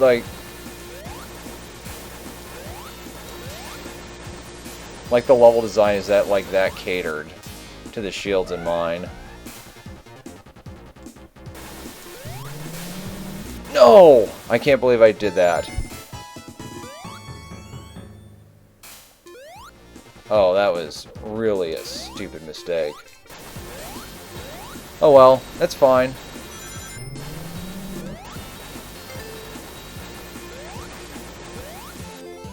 I'm gonna try to get that shield back. It's just so damn useful. I wouldn't be surprised if they just don't give me the electric shield out of spite. Oh my god, there it is. What the fuck was that texture? Oh my god, I forgot that enemy was there. Like I said, I'm not used to this path, or... Actually, some of this level design's familiar. Another thing too... Yeah, no, I'm familiar with this. I'm just tired.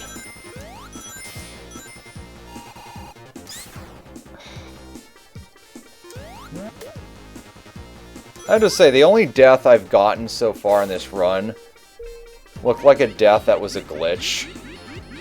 That's pretty damn good. Like, I was able to do all the special stages without fucking up any of them, while getting a perfect ring count. The only death I got was a fucking glitch. I think this run proves that at the very least I'm good at this game.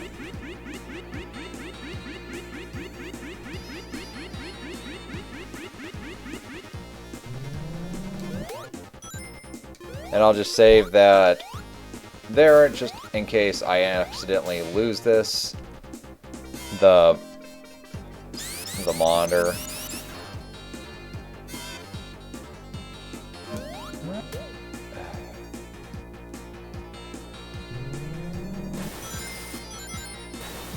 Alright, so this section is super easy with this shield. Okay. So, I could be cheap and just go hypersonic, but I'm not going to do that. Hypersonic makes this boss fight an unbelievable joke. Because basically, there's like no consequences of getting hit by these things. Because I want these things to basically hit this boss by going up and down. And if I'm playing as hypersonic, I don't have to worry about getting hurt at all. I can just do this repeatedly.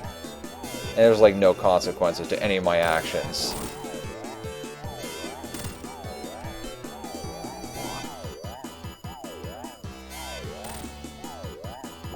And sometimes I just want those things to destroy, because if there's too many of them, it's kind of scary.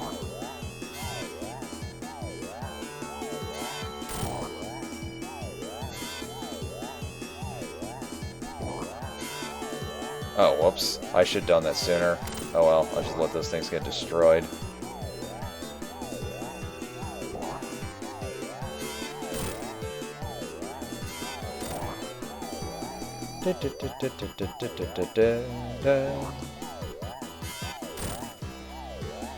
The music in this game is so fucking catchy and memorable. I love this game's soundtrack.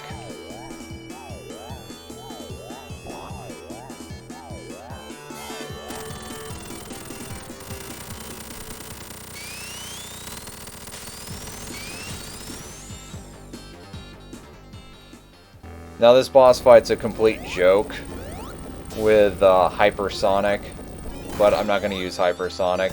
Actually, one section of this level is kind of terrifying with hypersonic. What's really interesting is that if I were to die hypothetically, like if I were to fuck up so bad I die, I'd have to do this without any rings. And it becomes like the hardest section of the game, because you basically have to just fight this boss without dying. I'm playing really carefully because I just don't want to fuck this up. I think those fingers can crush you.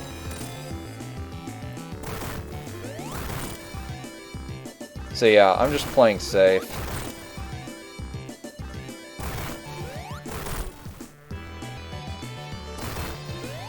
Sometimes it's just best to play safe if you just don't want to take any risks. Or if you're like really fucking tired like I am.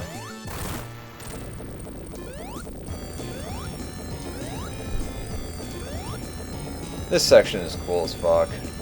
And this area is a million times fucking easier with like, I can just double jump.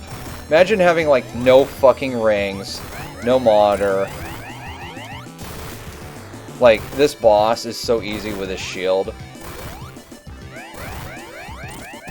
And the reason why I said hypersonic makes this boss a joke. You don't have to worry about getting hit. Though what's interesting is you actually do lose hypersonic after this phase of the fight, and you're just forced to be normal Sonic for the latter section for whatever reason. I think there's only 7 hits, even though it's normally like 8 hits. I could be wrong. I'm not even counting right now. I'm just making sure. A lot of times I play this game, I don't even like count the hits. Yeah. I like how the timer also got froze as well during this section.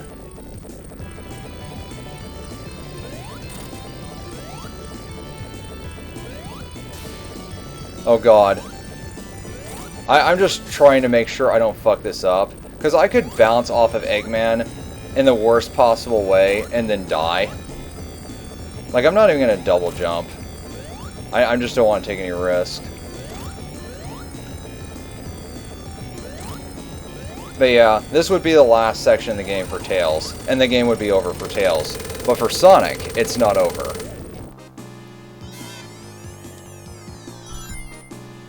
Boy, I hope I don't fuck this up. I doubt I will. But yeah, this is such a cool section, this game. God, I need more rings though.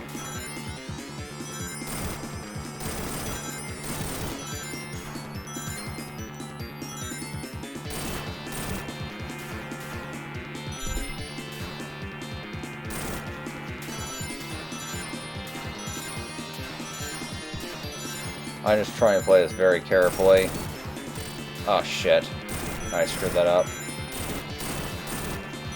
Like, I could press a jump button to, like, push myself faster, but then I'm more likely to hit those rockets.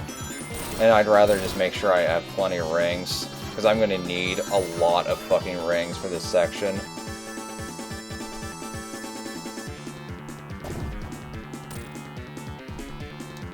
There we go. Now this is a section where I will mash the shit out of this button.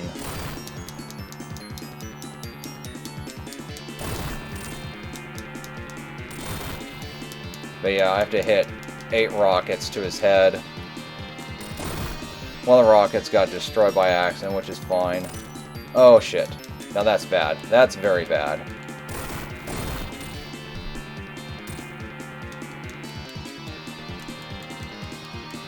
That just wasted a bunch of time.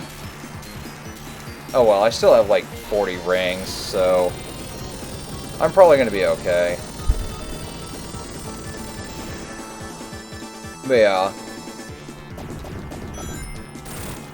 1. I think it takes like 7 hits. 2. 3. And I'm low on rings. 4. 5. 6. 7. I guess it's 8, because that's just a standard. There we go. Game's finished. I got the good ending. And this ending theme is actually the ending theme to, like, Sonic the Hedgehog 3, but you can set it to be the ending theme for Sonic 3 Knuckles in this game.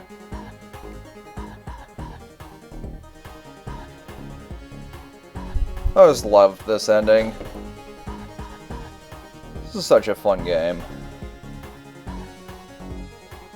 I'm so thankful that this series exists. This is definitely a huge part of my childhood. You know what's hilarious, though? I used to think islands were completely detached from the ground when I was, like, in 4th grade because of this fucking game. And, I remember a teacher had to correct me to let me know that, like, no, that islands are attached to the damn ground. They're not detached like that.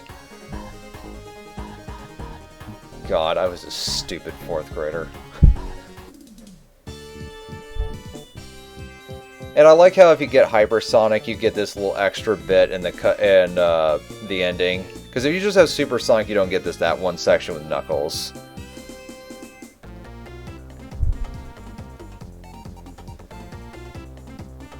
But yeah, a lot of people worked on this game. Producer Yuji Naka. Man, that guy was like in the prime of his career.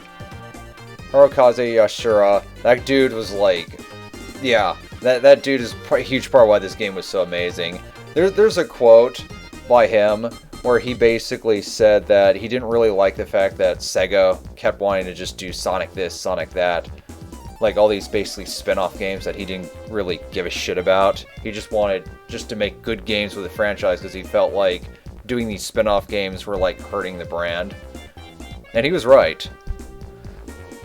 But yeah, Yuji Naka, the guy who programmed this game, man, that dude was like in the prime of his career when he made this fucking game. Like, it's amazing to think that he went from being like this legendary game developer to making that recent game by Square Enix where he had to fucking leave the company because the game he made was so fucking awful. I forgot what the game's called. It's like Balan Baton or something. I don't know what the fuck the last. Oh, Gen Senyu. This was actually the first game that Gen Senyu was ever involved in the music in a Sonic game. That's pretty notable.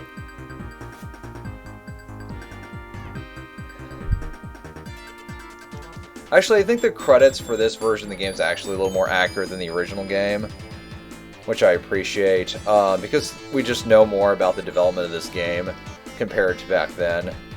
And a lot of video games, part of why a lot of video game credit sequences used to be shorter is because some people who worked on games actually didn't even get included in the credits sometimes, or their names were like cut short, or it'd be like the first initial, like their first name and then their last name or something.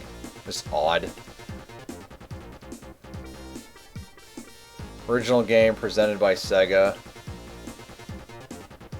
Angel Island Revisited. Engine and game port. I can't pronounce that dude's handle at all. Remastered by DJ Spindash. Mac port, iOS and web port. Switch port. Someone does Switch homebrew. They can play this game on the Switch. That's fucking badass. I forgot you can do that. Special thanks to all these different people, including the Sonic Retro community. I love Sonic Retro. It's a great website. One of the only forums I still post on, like, in 2021. All the other forums I love to post on are basically dead. I always thought that art was cool.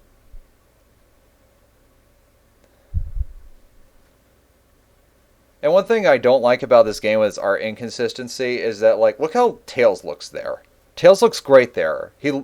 Where it's like, a lot of his sprites in this game, basically, they just recolored his Sonic 2 sprites.